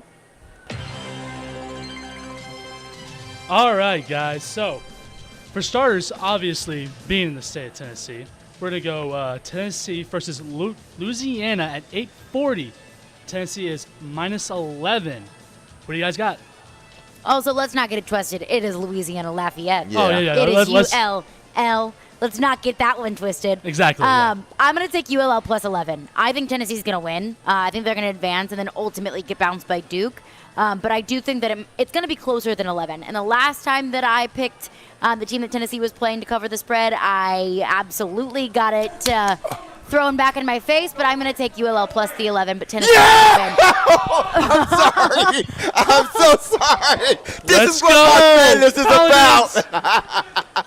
I'm sorry, people. I had to say that. I missed it. What happened? Furman is up 1 point with 2.2 seconds left. They stole the ball at midcourt on an errant pass, and they hit a 3-pointer to go up 1 Let's point. go Paladins. Furman, yes. All right. All right, Dmase, your pick. Tennessee, ULL, Tennessee -11. I'm taking Louisiana with the points. I think I'm with you, Carolina. I still believe UT wins, but I don't think they have enough firepower to beat Louisiana by more than 11 points. So I think UT still wins, but I think it's a close game. On to the next. All right, now we got Auburn versus Iowa. Auburn is -1.5, and this game's at 550. What do you got? You go first, Give me Auburn. Give me Auburn. I think it's going to be a close game, but I think they win by more than a point. Give me the Hawkeyes. Oh, you're taking going with the Big Ten, Hawkeyes. huh? Going with the Big Ten. This is it really does truly mean more, but I'm going to take Iowa to upset Only in football. Auburn. Only in exactly. football. Yes. Yeah. I'm on to baseball season now. Okay, so now we got Penn State versus Texas A&M. Two really good matchups. Texas A&M is favored by 3, and this game's at 8:55. Let's go. I'll take Texas A&M. I think Texas A&M is such a good team. I ultimately did pick Texas A&M to beat Alabama in the SEC tournament final. I think I learned that day that there's not very many teams in the country that can beat Alabama. Alabama is just that good, and they're only getting hotter and hotter as we get into the tournament. I think Texas A&M is just such a complete team. I don't have them going to the Final Four. I wouldn't be surprised if Texas A&M ends up in the Elite Eight. I will take the Aggies. Oh, man. I just don't think Penn State has played well down the stretch. They were very close to winning the Big Ten championship. They ended up losing to Purdue. I think they shoot well from the outside, Penn State. Texas A&M, they have length, but they do struggle to score points as well. They play really good defense. But I'm just going I'm going to pick the Big Ten right here. I'm going with Penn State. Yeah, Homer. I'm going with Penn State. Big Ten bias. Just a little, not a lot. We don't get enough of that these days. Exactly, yeah. They deserve it a little bit. Now, we got to go to another Big Ten school versus SC school. The Fighting Illini versus the Arkansas Razorbacks. Razorbacks are favored by 2, and this game's at 3:30. Who you guys got? Ooh, man. Give me Arkansas. You're flipping back and forth on your Big Ten SEC Give me Arkansas. Stay with the Big Yes. Ten, Dmase. Come on. Man, I know. I've been down here so much. It's like I've been adopted into the SEC world. Just but means I more. love But I love I love the Big Ten. But in this situation, I'm picking Arkansas. Why are you taking Arkansas? I'm just taking them. Okay, well, that's fair. That is a fair point. Just taking them. I'm going to take Illinois. I picked them in my bracket too, so that's why. So that's fair. Yeah. You got to write it through. You Exactly. got to Gotta trust ride the it through. bracket. I'm going to take Illinois. I think that at times Arkansas has looked like one of the best teams in the SEC. Mm-hmm. Also, at times Arkansas looks like one of the worst teams in the SEC. Arkansas, to me, has been such a difficult team for me to put my finger on. It's been a difficult team for me to bet on. Some nights they're hot, sometimes they're not. They struggle making free throws at times. They're just not consistent enough for me to take Arkansas or for me to, rely on Arkansas. I've picked against Arkansas a whole lot. Sometimes it's burned me. Gonna be totally honest with you. I think I've watched a grand total of 0 seconds of Illinois basketball throughout this entire season. But you've watched enough of Arkansas I've watched basketball. enough Arkansas to know that I just can't always trust the Razorbacks. So give me Illinois. Fair enough. Now, we got this is our last game. Boise State versus Northwestern. Northwestern is they're favored by 1.5 points, and this game's at 6:35. Oh, man. Whew, that's a late game. Also, 2 teams that I have watched a grand total of 0 minutes of. I went with Northwestern because they are a Big Ten team. I keep on flipping back and forth. But, find your allegiance. They're not playing a SEC team, so I went with Northwestern. Have I seen much Northwestern basketball? No, but I guarantee you this, I have seen no Boise State basketball. So, yeah, there you I've go. seen none of it. And apologies to the Boise State fans Yes. out there. Just because you're going with Northwestern, I will ride with Boise State. Do you think Boise State's court is just blue, just like their field is? I think it should be. Yeah, I think it should be. You got to match them. Yeah, if it's not, it absolutely should be. Those were our picks of the day. Shouts out to David. Thank you so much. David's been holding it down back in the studio at the Heller Plumbing, Heating, Cooling, Electrical Game Studios. Are you projecting today, Dmase? I always will go back to St. Peter's, Kentucky, just a massive, massive upset. They're going to be a glass slipper, a Cinderella team that advances today, and a major, major upset today. I always look at like the 12-5s. So Oral Roberts and Duke is a 12-5 matchup today. Where are some other ones happening today? That's always one that I look Furman, That was a major upset, Furman over Virginia. I did pick Furman. So I got Did that one. game just wrap up? Yeah, that Furman game, they Furman won. over ended up winning. Virginia. Yes, Okay, that's Furman a won. huge win for Furman. Yes. I have, I'm trying to see, Creighton and North Carolina State. That's not too big of an upset. I got North Carolina State winning. Creighton's a 6 seed. North Carolina State's a 11, I believe. That's not a huge upset, but I think it's still an upset when you base it upon how they were seeded this year. But beside the Furman one, I don't think I have too many upsets. How about you? My big upset of the day, give me College of Charleston over San Diego State. Oh, I do have Providence over Kentucky. Ooh, Yes. okay. You heard me, Michelle. As we get a if stink you're eye still from here. our friend Michelle Knezovic over there. That is going to do it for us today. Thank you to Jaspers for hosting us. We will be out here all day watching the games, drinking some beer, eating some food. So make sure to come out and hang out with us. Stillman & Company is up next. We'll be back tomorrow at 11 a.m.